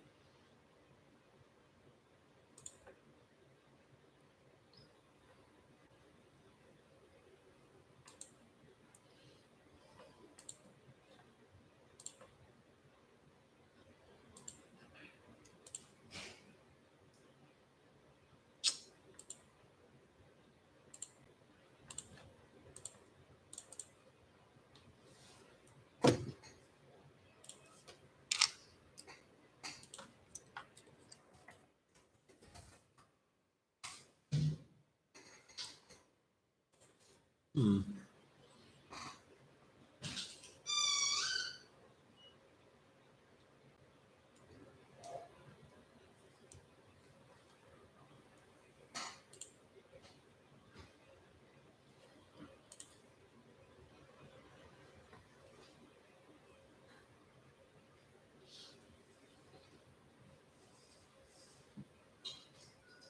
You're welcome, Malik. You're welcome.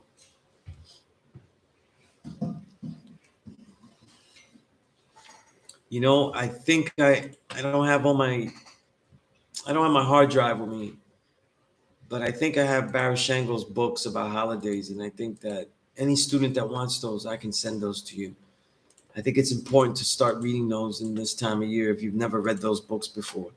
You got to get more knowledge of the history, so that way you can say, "Listen, I feel comfortable with saying I'm going to keep this part," and also you have to know more, so that way you could feel comfortable saying, "Listen, I'm going to let my child enjoy this part, and then I'll explain it to her, like where it's going to be vital." But a lot of it, a lot of us though, we have to work. We keep saying we have the most magnetic, but if we let those kids actually engage, will you be able to teach them after? You know what I'm saying? So that's important. You know what I'm saying? That's important. You know, because let's say they grow up like my children. They don't grow up with, you know, both parents being 5% like this, and so a lot of the 85, a lot of the Christian traditions, etc., etc., they're going to be part of their memories, and not bad memories either. They'll be part of good memories too. You know what I mean? And so you have to do it in such a way where they understand, like, where will they take their stand, though, to say no to certain things? Where will they take their stand to say yes? You know? And at the very least, they know that there is a model for that. You know? Right? See, because look, for children, right? And my own children too, it is very hard to show them, to explain to them, though, that the rigor by which I engage in everything I'm good at, writing, the things I do in hip hop, all that kind of stuff, that martial arts, that only the intense training and work I do is actually fun. There's no, there's no way that that happens. You know what I'm saying? You know, no way. No. So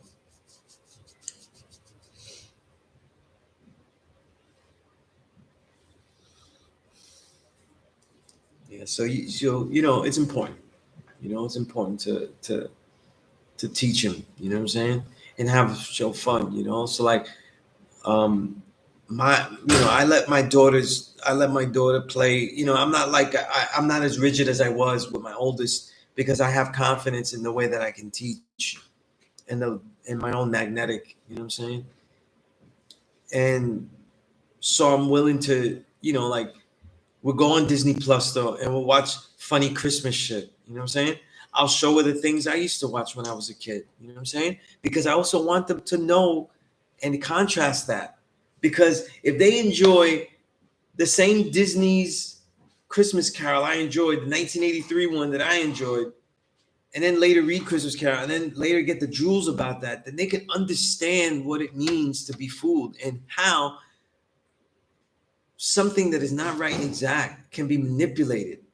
And then also the blatant truth, no matter what people think, we let people do their religion, their choice, but that any kind of religious holiday and religious belief, because it is not true, it could be manipulated to any end. And the greed and capitalism of Black Friday and Christmas, and the ultra capitalism that has destroyed families just for this one holiday, um,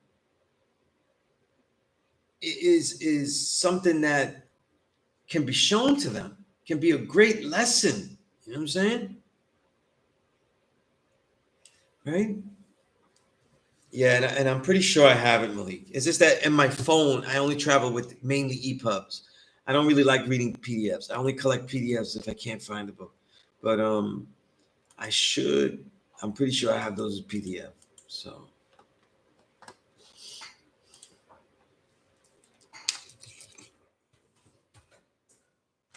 the Shakamusa, Barishango. What a legend. Those books are legendary.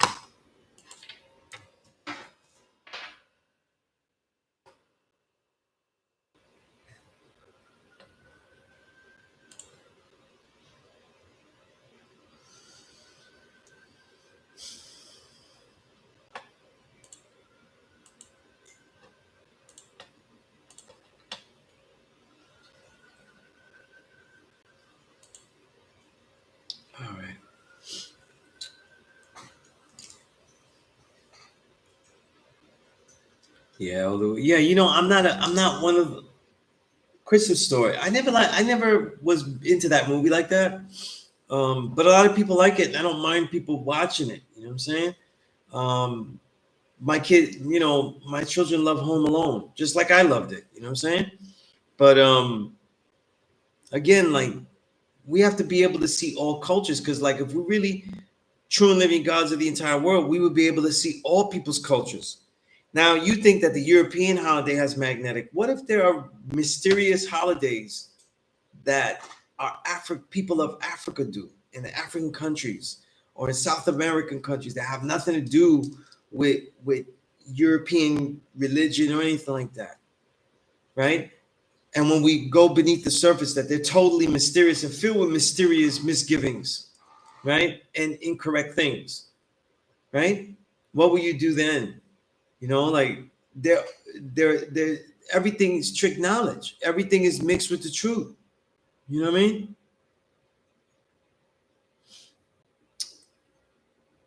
Malik, you said, was it hard? Was it hard having two different mindset and having children with their mother? I don't mean. No, no, no. That's okay. People ask me all types of personal stuff. You'd be surprised what I've been asked here. I mean, you know, um, I'll tell you this. Ugh.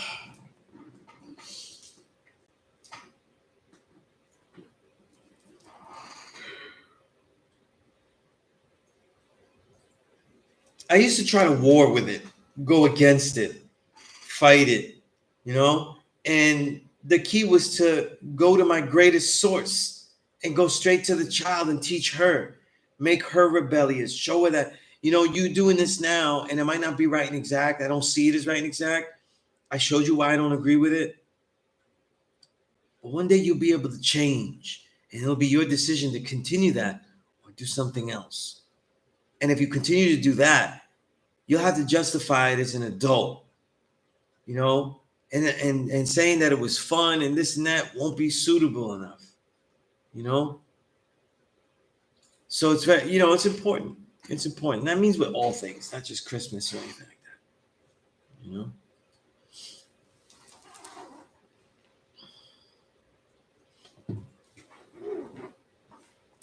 I'll tell you this though, it makes it easier for me because in my in my family, it's really my own side of the family, you know, my immediate family that has done the biggest Christmases, and their Christmases aren't religious. There is religiosity in the symbolism and all that, and it's thrown in there. Like, you know, my old earth had the nativity set, but wasn't wildly religious like that, right? But the thing about it, right, is that I've always taken command. I've realized that you have to take command, right, of people knowing what you deal with and being able to respect your children and take that to you, you know, and that's what you have to establish first, you know. And then as your child gets older, you teach them more and more. You know what I mean? You teach them more and more. You know?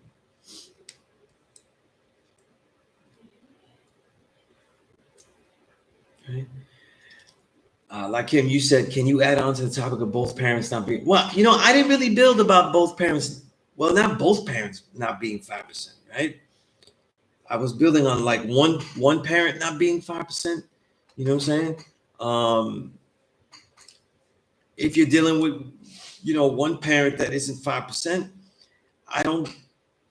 The real jewel of our reality is the critical thinking, and that we're, you know, let's keep it real. Like we say that we're the true and living God, but that's we're that whether we proclaim it or not. That's why it's not a religion. I just stand here before you today. If I don't do anything mysterious or religious or praise a mystery God, I'm just being a regular man, regular original man, which is what? God. Regular. Nothing special and everything is just the same. You see? So what sets us apart as having a culture amongst ourselves being what we just are, right, is the basis and the obsessive basis, the wonderfully obsessive basis with truth. You see, is it true? Meaning that, will this action that I take have a positive mathematical repercussion? If that's not the case, then it's not right and exact to do, right? So if we're dealing with people that aren't 5%, like grown-ups and partners, like a woman we're dealing with, what they say, like, yo, one of the greatest traits that you're with me for is not because I'm proclaiming I'm God. It's because that happens to be one of the things that I know. But it is it is the ability and the refusal for me to not stop doing this. Doing what? The culture of constantly critical thinking based on whatever we learn to be true. Critically thinking toward the source of truth, and then taking and embracing the truth by any means and at all times. Embracing the truth means that you don't stop people from dealing with a lie. What you do is you show them the reality of it so that they can make their own decisions.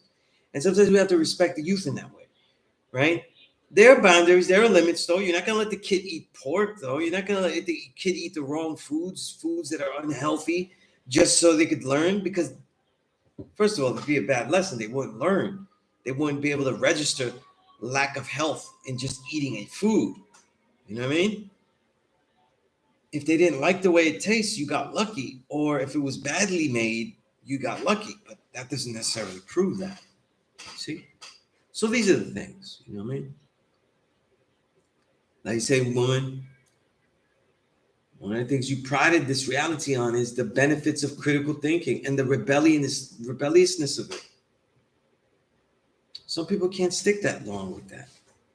They got their barriers, you know, right? But it means a lot, though. It's just like it seems to mean a lot to them.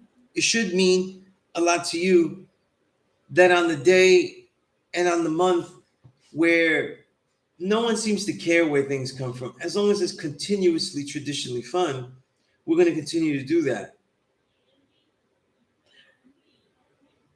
Having someone question that and critically think and say, well, you know what, I'm going to do this, but not that, and do this. And that also will mean that among family, among other people, among coworkers, I'm going to say, I don't do that. I don't celebrate that. No, I don't do the Christian part of it.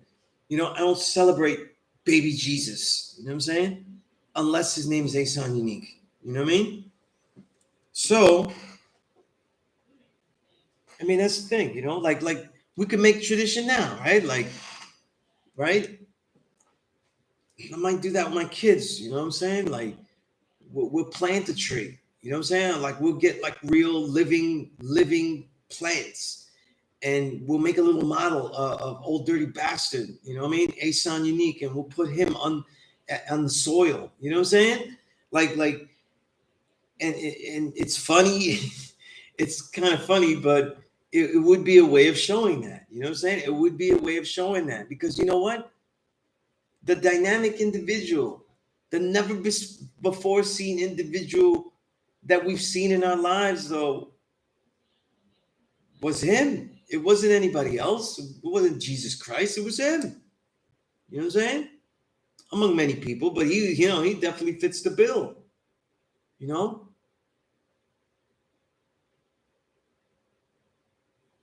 Halftime, you said, right. The thing is, right? I go back, God, you said, in dealing with these traditions that we don't bear witness to, right? When you deal with people that deal with traditions you don't bear witness to, we have to break down to the last degree and the last detail. You know what I'm saying?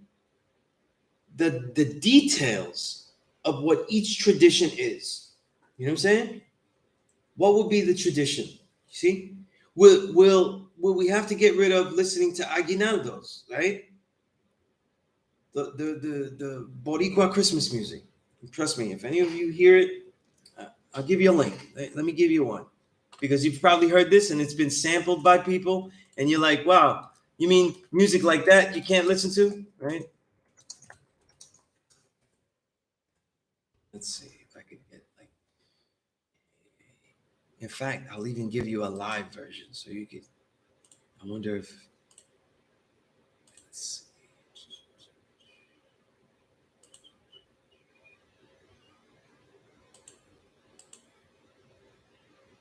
No, no.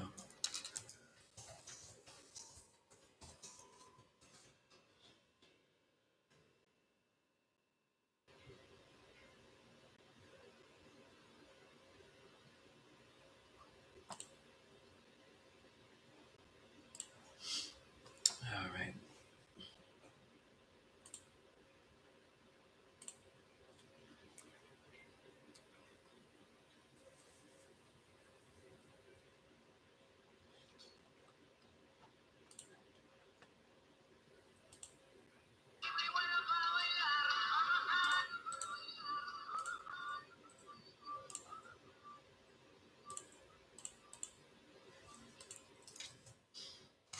Anyway, you want to hear what I get now this sounds like at its highest peak, though. You know what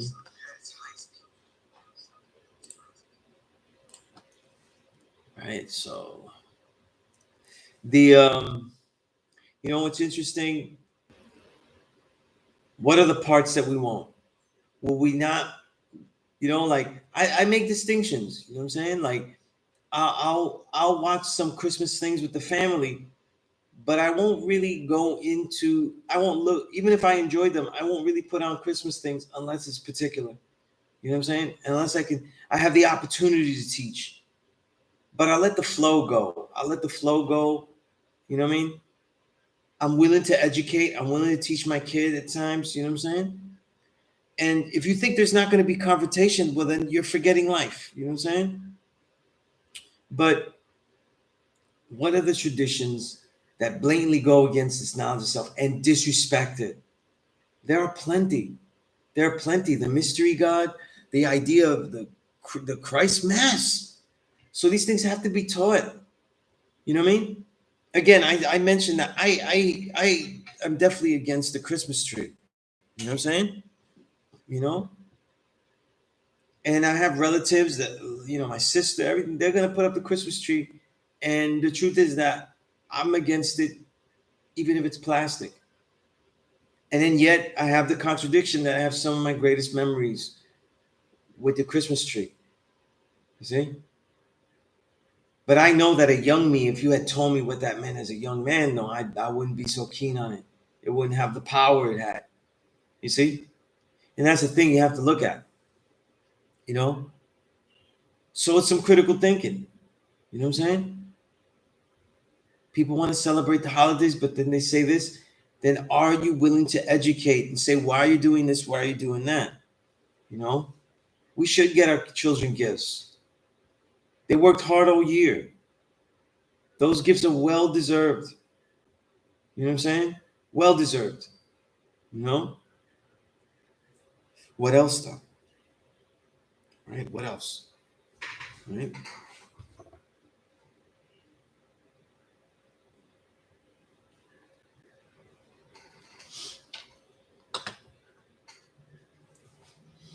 Halftime, you said I was a Grinch even as a young child. My older sister used to call me that. One of the reasons I'm so thankful for this journey is learn to be wiser and navigate hip hop. Indeed. It takes a lot of work. Halftime, we say they continue daily, but we got to realize that we have a responsibility to continue daily as well. Yeah, we have to be finding ways to adapt, ways to use and throw away, ways to corrupt things. You know what I'm saying? A lot of times when you're teaching the truth, you're corrupting the reality. You're destroying the effectiveness of the joy. You're destroying bliss. A lot of Christmas is bliss.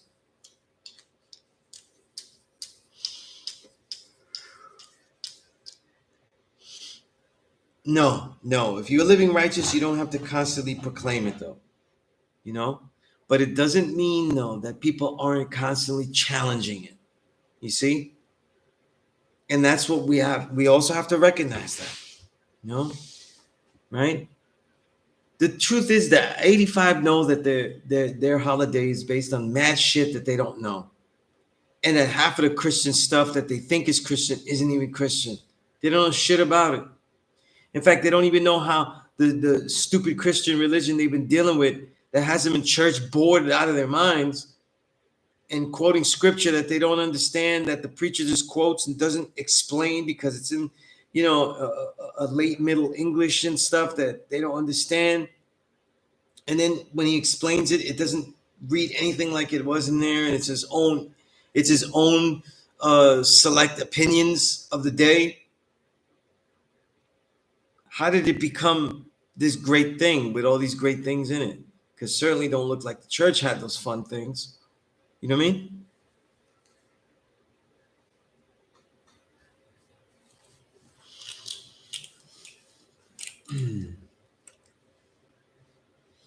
Yeah, so the Christ Mass is something I don't celebrate. I get gifts for my kids. You know what I'm saying? I buy gifts for my kids. I think they deserve gifts all the time. But I'm a person that deals with the years very distinctly. So ending of a year is very important to me. And so a lot of these gifts have more of an ending of the year feel for me. And if you want to change it and say it's a solstice gift, my born day is on the winter solstice. So it's easy to do that. But I keep it real what it is. They're Christmas presents. Because I tell my kid too, I don't celebrate, but you're damn not going to do a tradition of a holiday I don't agree with and then give gifts to all these other kids just because they do a wrong thing. You're going to get a gift because you're just right. All these kids following the wrong thing and they get to have a gift. See, when you explain things like that, the kid, it furthers the child's rebellious mind. We can have the best part and we don't need that shit. We don't have to get in a pew and kneel down to some Jesus Christ on a stick. We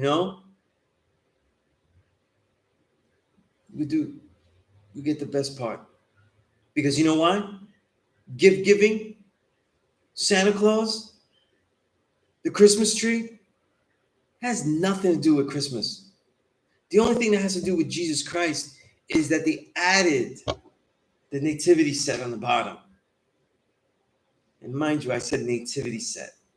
So until some capitalistic genius thought, let's sell some Jesus figurines and put them at the bottom of the tree. That shit wasn't part of Christmas. You know what I mean?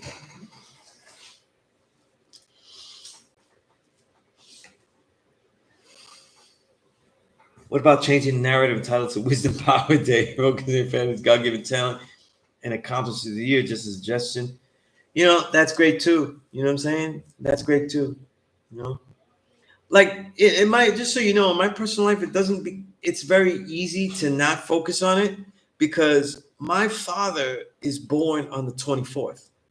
And me and my twin brother are born on the 21st.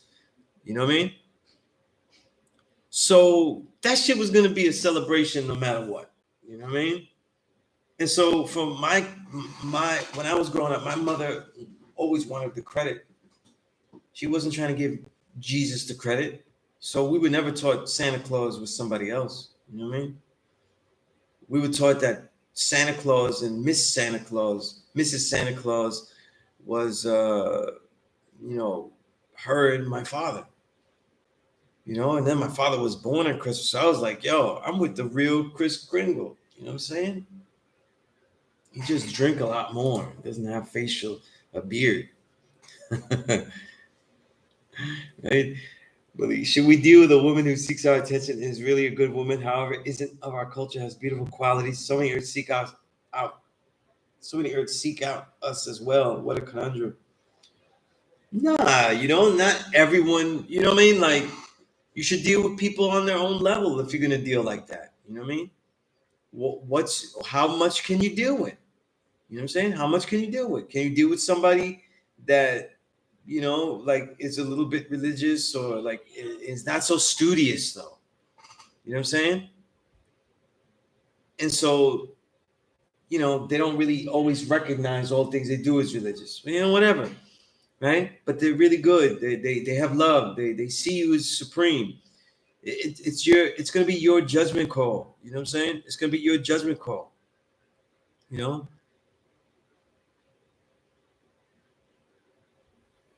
and if there were earths that were seeking you out to for you to be their God and stuff like that, I mean, you make the levels. You know, you decide. You know what level of intimacy that entails. You know what I'm saying? What level of intimacy that entails. You know.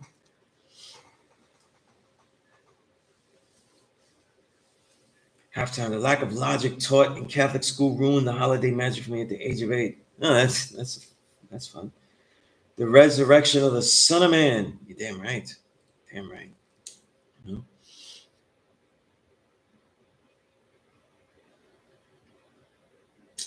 Yeah, I see that too. There aren't that many Earths, so you know, like we couldn't just socialize with those Earths around you. You know. But we live in the real world. If you exile yourself, that might help. A lot of holidays I was exiled. You know what I'm saying? You know, I couldn't get my kids. I was on my own. I was like, fuck this. I'm just gonna do me. And then I had all these days off, and I'm just building, like working, like just reading and writing, reading and writing, you know, and training. And so it continues that way. But if I have my kids, then let's go see what they do. I don't like that shit. To me, it's like going outside. I don't buy everything, you know? And so I don't have to buy any of the traditions, you know? Especially a holiday that's based on buying things. I don't have to buy everything that y'all selling me. You know what I mean? I definitely don't. You know? And you make that known, and you have to have that fortitude. These are the challenging times. These are the challenging times. You know, for you to have fortitude. You know?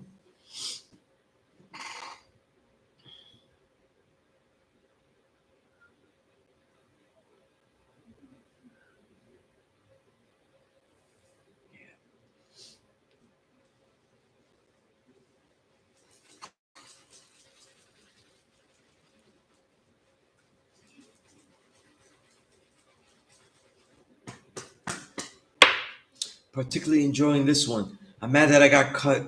I gotta cut it off and be productive. Looking forward to the replay. That's peace. That's peace. I should. We should be on here by probably like by the end of the hour. I'll be off. You know what I mean? I wanted to give you all a good 3 hours, like I always do. You know what I'm saying? I missed last week, and what happened was is that the way they have all this stuff, I wasn't able to bring my daughter back, you know, to her mother. So I had my daughter for extra days. So it's been a fun week. You know what I mean? It's been a fun week. You know, I can't deny that. I'm behind in my book. It's got to get done by the end of the, by a little bit before the end of the year, or as soon as possible. But it was worth it. You know what I mean? Um, you know. But any questions about anything, and if you have particular things about the holiday and stuff like that, but I wonder if let me see something here.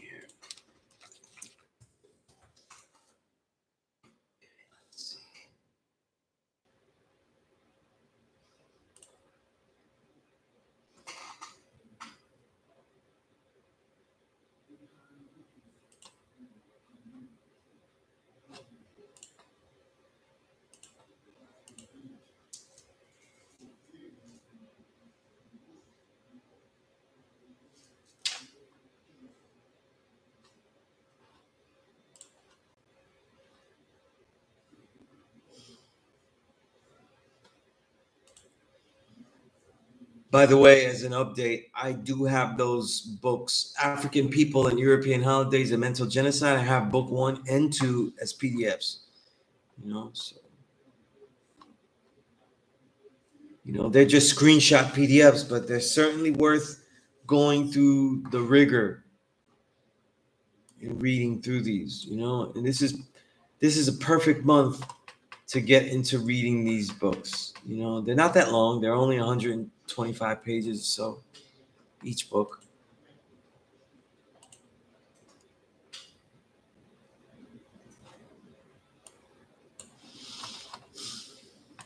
Yeah, I might even read through them again myself. It's been a long time.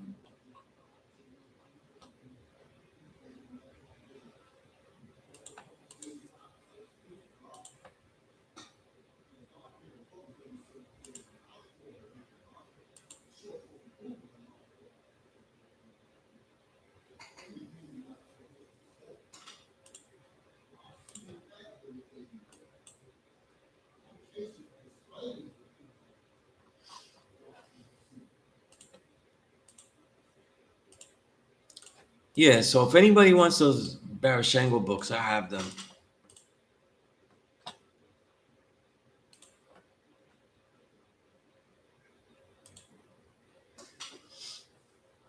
Let's see where I just leave them here. Yeah.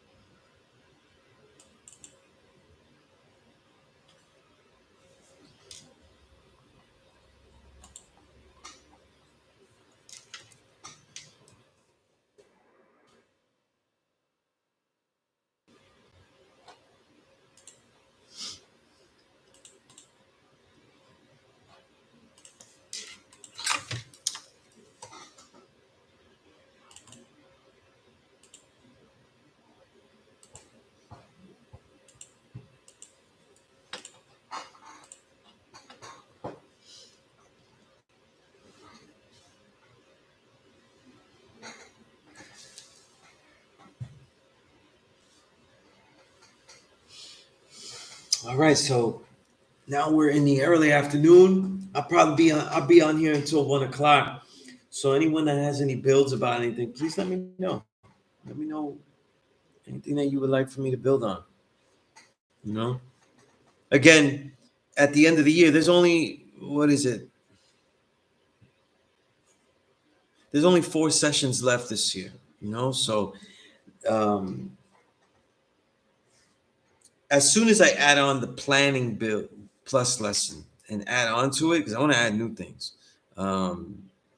that's going to be taught immediately. I'm not going to wait on that. You know, be able to teach that immediately.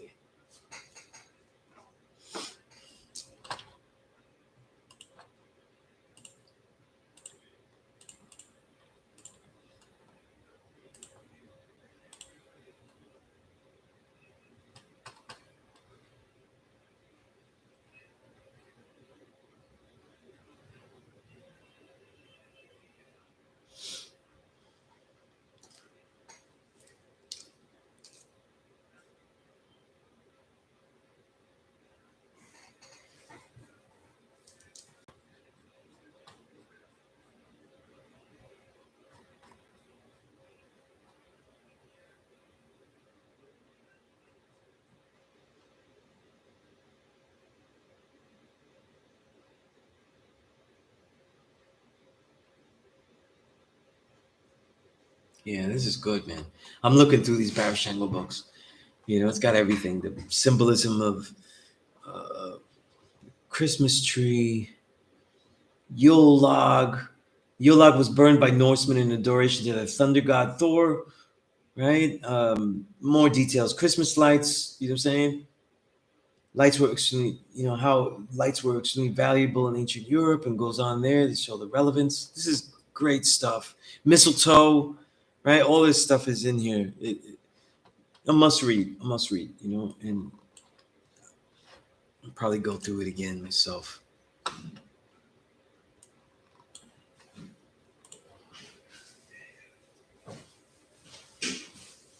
So,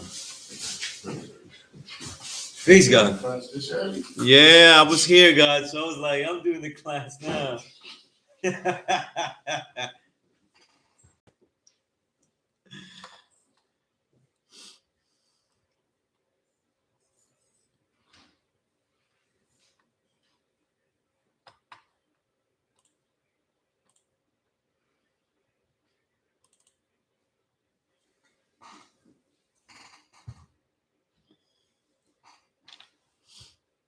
Hold on a minute.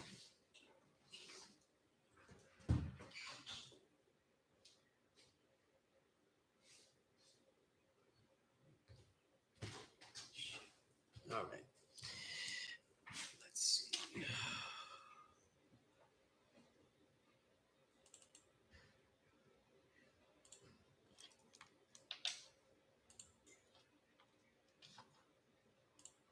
Yeah.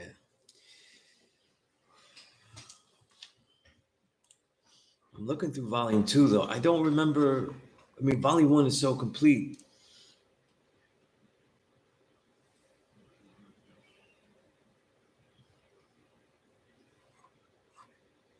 Volume 2 kind of goes more, if you look at the chapter headings, it goes more with aligning it with history, different waves of history as we go along.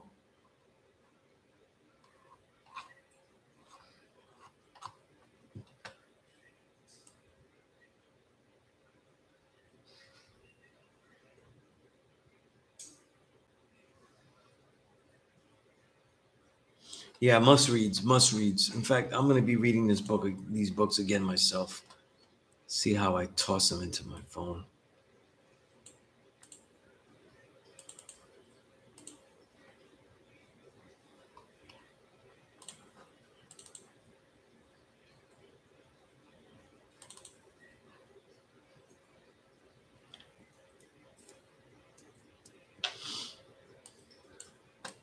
Yeah, but today's math is wisdom. How do people see it? How are people using, seeing wisdom as getting what they need to do with this last month? Because there's only two things really now.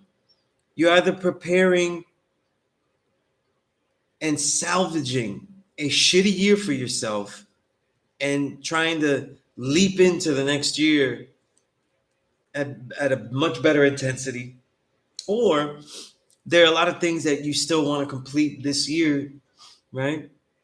Or you're in flux, you're in the middle. You know what I mean? Nothing tests. That's why I like the ending of certain things. A blatant ending allows you to create your own new beginning. And nothing adds on to that like this. You know what I mean? Nothing.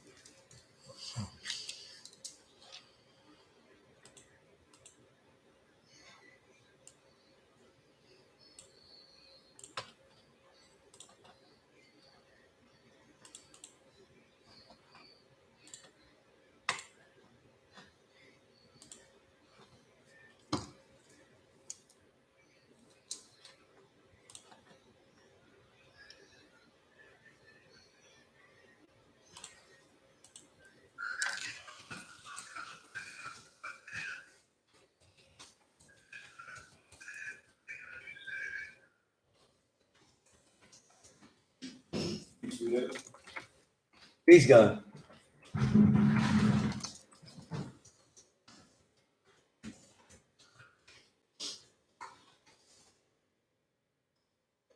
You staying in Medina today? No, I'm out in Staten, God. No. Oh, okay. Okay.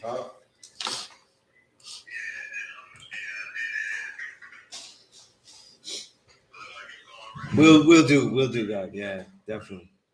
Definitely. I think if you read through the first book, and if you're dealing with a woman and stuff, if she read through that first book, at least she would have a foundation of like the context and the impact of the history. And I don't think people, until Barry Shango's books, I don't think people took a saw the impact of the books. You know what I'm saying? They didn't see the impact of of the history of how these traditions shape up and how they could affect. You know what I mean? So that's important. You know what I mean?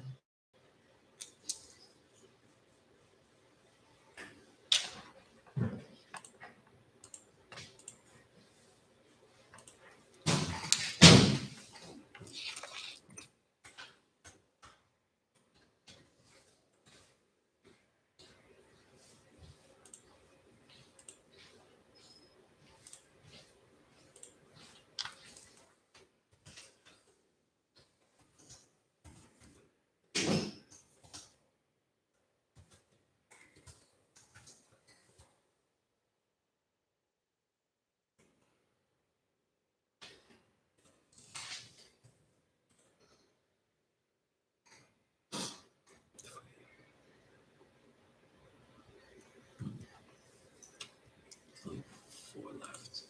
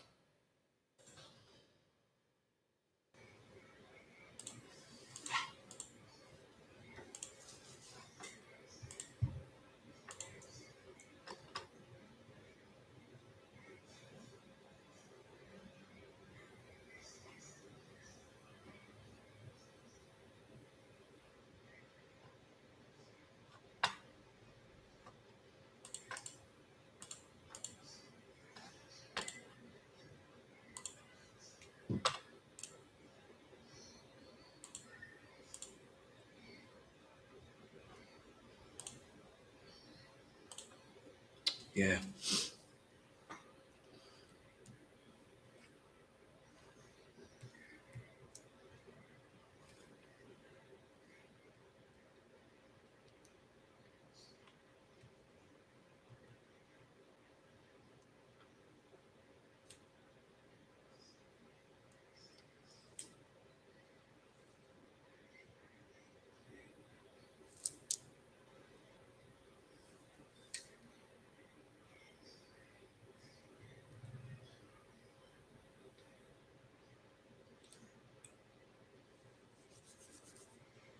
Peace, true divine. Yeah. So let me know any questions that you have. I'm here. I'm gonna be here till 1.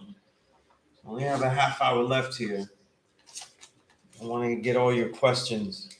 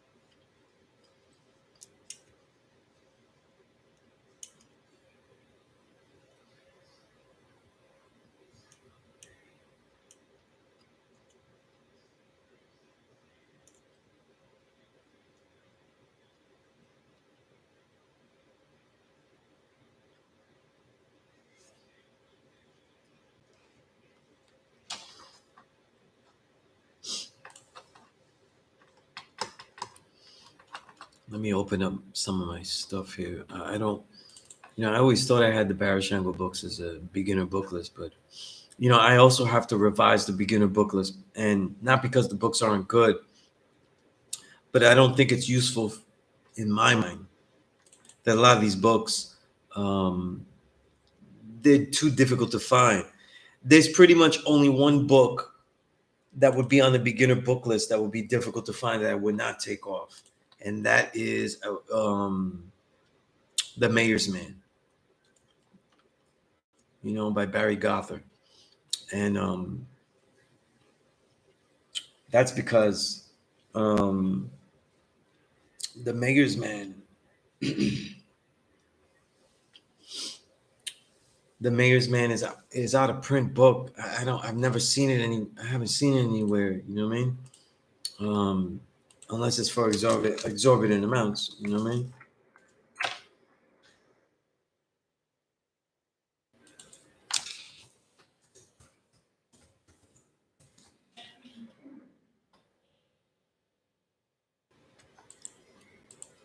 I'm trying to look it up on Amazon right now, see if it shows up.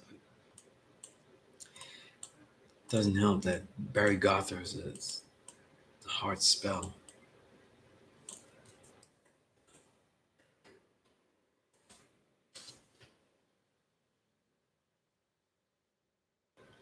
Yeah, it's pretty much unavailable.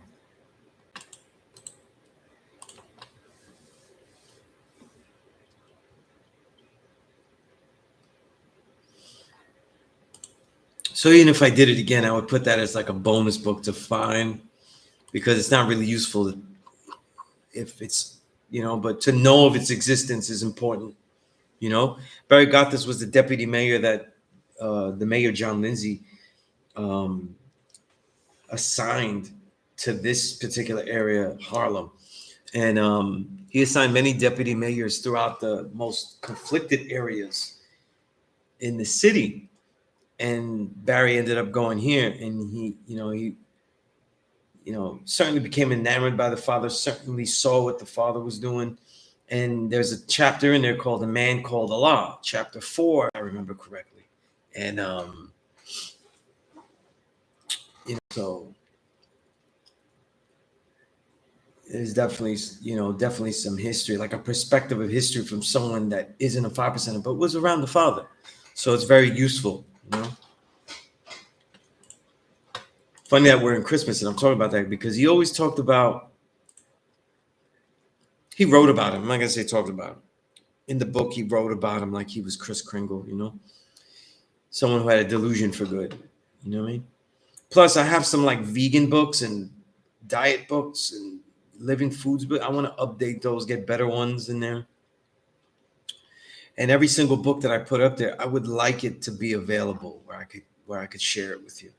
Some of them are really good, and I've never found them digitally, like to be able to share with you. Like Before the Mayflower, can't seem to find that book.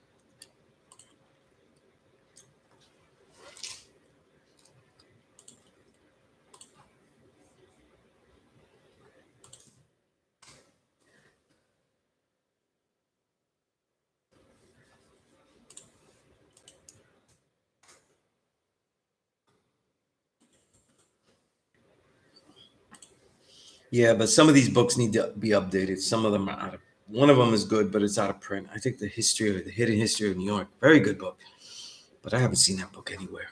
That's out of print too.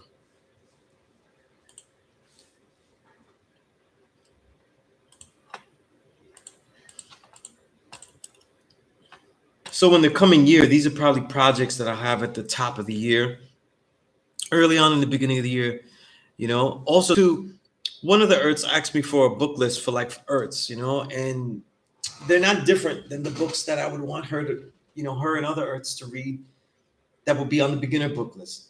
So obviously, an Earth book list is something where it's an add-on, an addendum book list, like an add-on book list to go along with that is specifically women-centered. So it's good for men because they're learning about women, and good for women because they're learning about women. So it's for everybody, right? And I've got some really great books on that.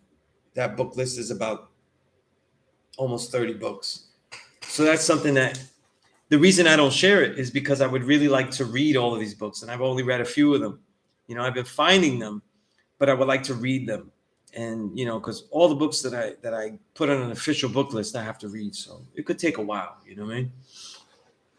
It's not like I just read those books. but certainly in the coming weeks, expect the not the urban plan, the planning plus lesson, um, interactive planning, right? I had a volume 1 though, so I might just leave that and make a volume 2, depending on how I could go with it. But that'll be definitely something for this month. That way we can go into 2022 planning ahead and diligently.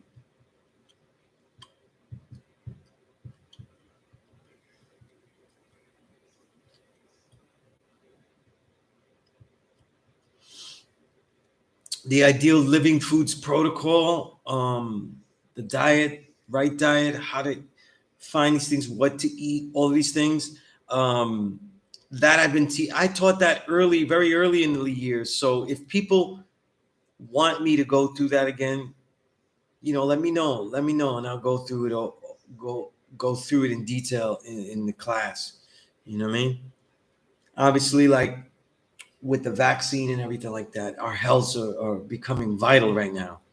You know what I mean? Where you either haven't prepared your body for health and have to try a vaccine that is experimental with more deaths and injuries than any vaccine. In fact, if you added up all the vaccines ever released in history, beats them all. Not probably does, because theirs is only reporting 1%. So the inconsistency and all of the incorrect things about theirs leads to less reporting, not more. So, our health's a primary right now. You know what I mean? Also, too, because I've learned this and doing so much study about viruses. Mainly our deficiency is in vitamin D. So we have to be outside. We have to go outside. And we have to be willing to supplement, though, if we're not. You know what I mean? And that could happen, too, because it's cold outside. Not everybody's going to be out long enough to sustain, all winter, unless it's snowing, unless snow maybe, but definitely ice, no. Cold rain, like once it gets a certain past temperature, like now this season, I don't train in the rain. I'll train in summer rain though, but or light rain of any kind, just right. But I train in all temperature. You know what I'm saying? So it's important to go out there and get the sun, be in nature, all of that.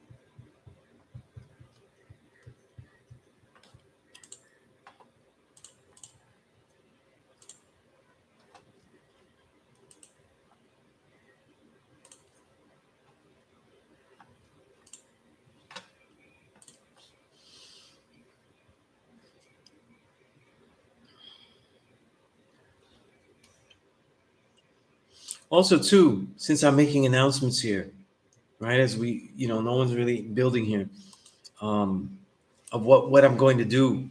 I am teaching martial arts. I teach it digitally. Like I can teach you, I teach through Zoom and I also teach live.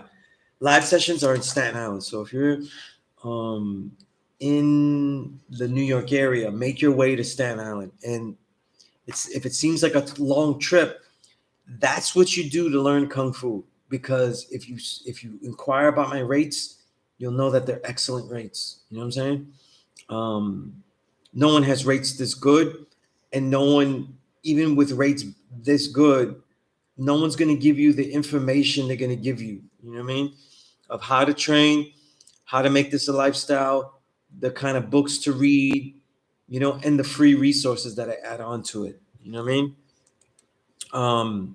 If you're looking to do martial arts or just get your head in get started and then find a school of your own, like just to get some kind of direction, that is certainly well within the means of the course. I call it the concentrated supremacy because I teach a lot with concentrated reality, and and and for a couple of other reasons, you know what I mean.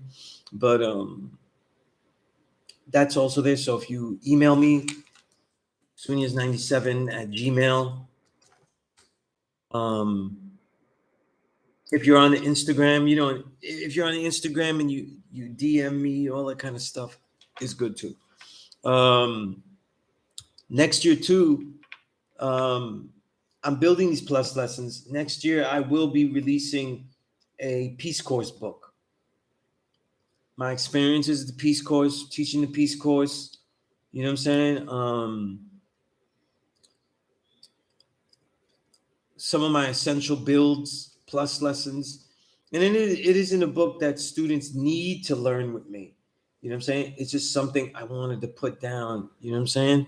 And have it there, you know what I'm saying? And real talk, it will make me money. It will make me money if people are interested in it. But it's nothing that I wouldn't share, so it's really more of a compilation of sorts, you know what I'm saying? And really kind of just being a documentary text of mine, to let people know what I have, the greatness that I've been allowed to be a part of here at Allah School in Mecca. You know what I mean? If you like, if someone reads the book, they haven't gone through the Peace Course, like, or all of a sudden, because they could say they went through the Peace Course, even if that you're the true and living God. That's not what it is. I teach Shaolin Kung Fu, all right, with the core of Wing Chun. Okay, Shaolin Kung Fu with the core of Wing Chun, right?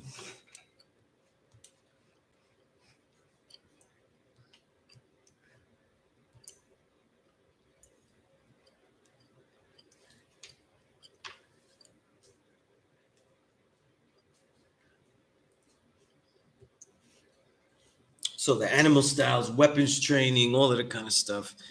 Many different animal styles, a lot of different techniques. We go through Qi Kong, all of these, everything, everything, a complete foundation, you know what I mean? And it allows you to broaden and go into the areas that you want. So you understand Kung Fu, you understand the martial arts, and you can make it your lifestyle just with this course.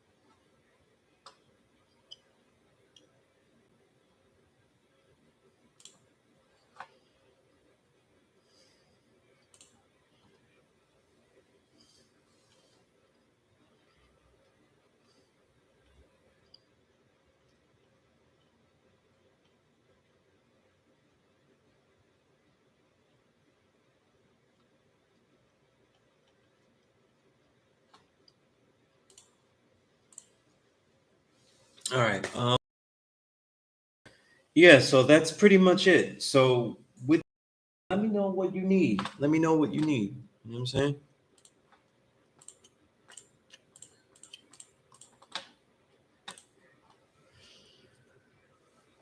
Also, too, because I haven't had the time to really make proper lessons and stuff to make it more detailed. There'll be specific ideas about lessons, but I want to write it all out. I want to put it all out as opposed to just winging, winging it all, which is okay too. You know what I'm saying? But there's a lot of details I forget, or I want to go back, or a proper order. You know what I mean? So just a more intense structure that's going to be introduced now that the digital classes are real foundation. People aren't really coming to the school to learn as much. The students that do come, we end up having a rapport outside of the school, so a lot of the teaching gets done there.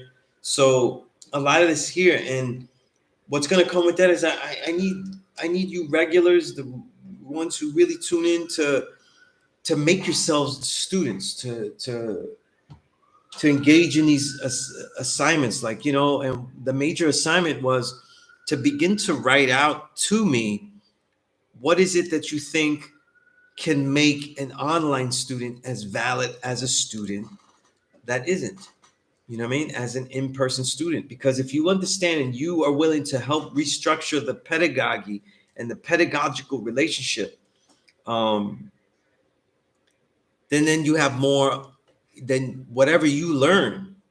Whatever you learn can also be even greater, validated even greater.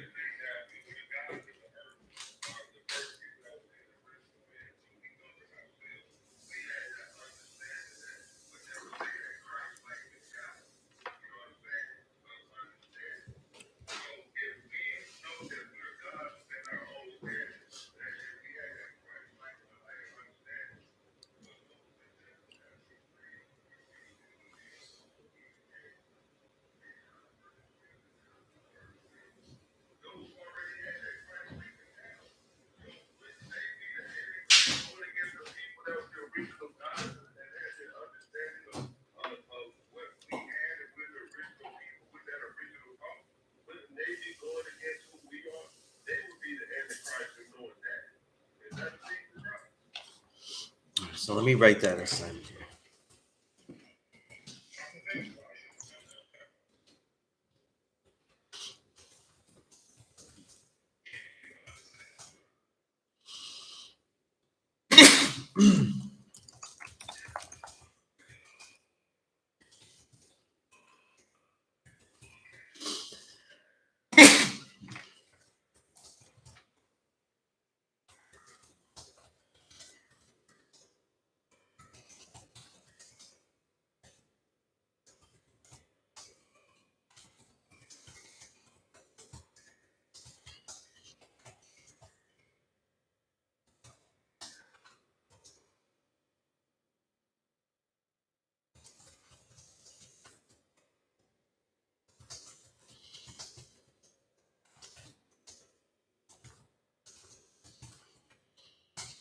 All right. I hope that is assignment. I would like an essay like that. You know what I mean? And this is what's going to help, because we've been doing this for since 2020. Now a whole year is ending 2021. I think that for those students that really want to get into this, um, there has to be more direct, connection. Some have it, like Malik, and others, um, but others don't. So I want to make that more detailed. I want to make that more detailed.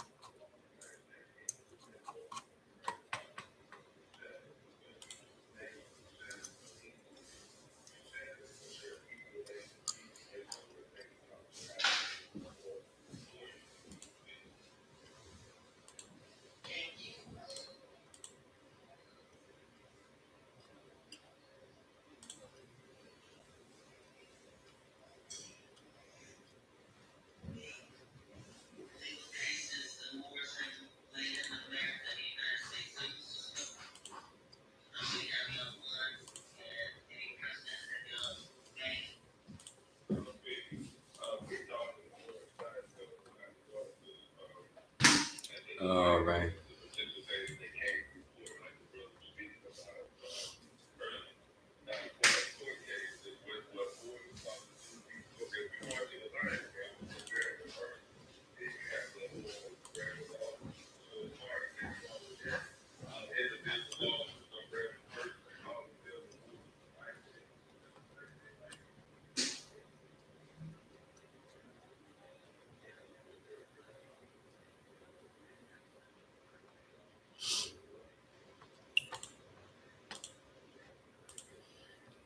Also, too, as a side note, as we come to the end of the year, things that you should know.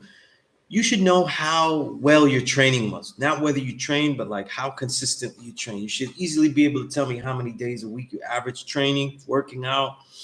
Um, you should be able to tell me how many books you read. You should be able to tell me how many, if you wrote in a journal, how many pages you wrote that year. And you should also have a category of works. What are your works? You see? I think if you can't answer all those questions, then now we have to think about like what are we planning for?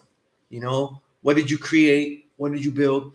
I'm gonna put this all out into like a detailed lesson and a detailed lesson for next week because the whole planning is gonna be a theme of mine for the rest of the month, you know, and even probably into even the beginning of January.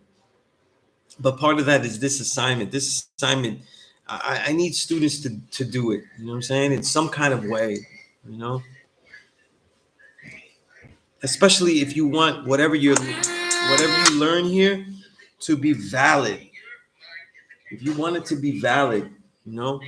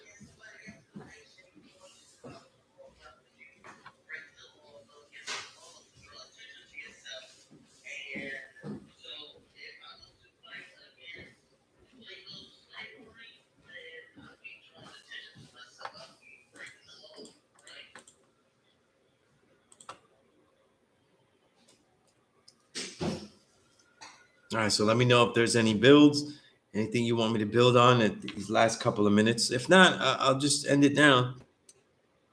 You know what I mean? Until next week, right?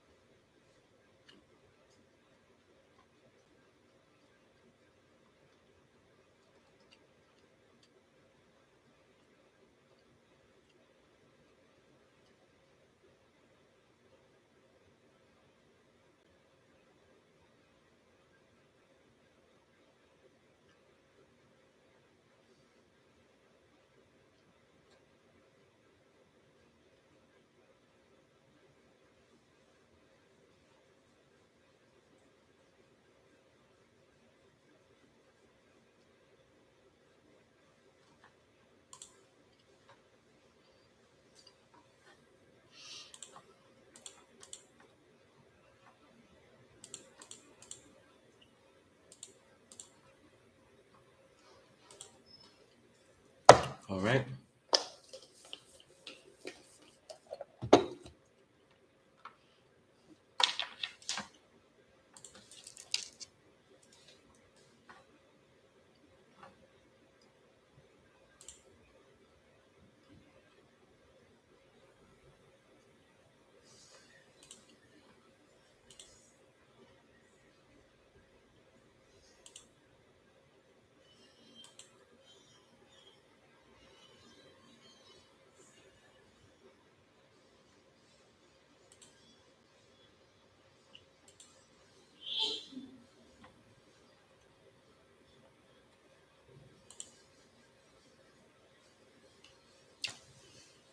All right.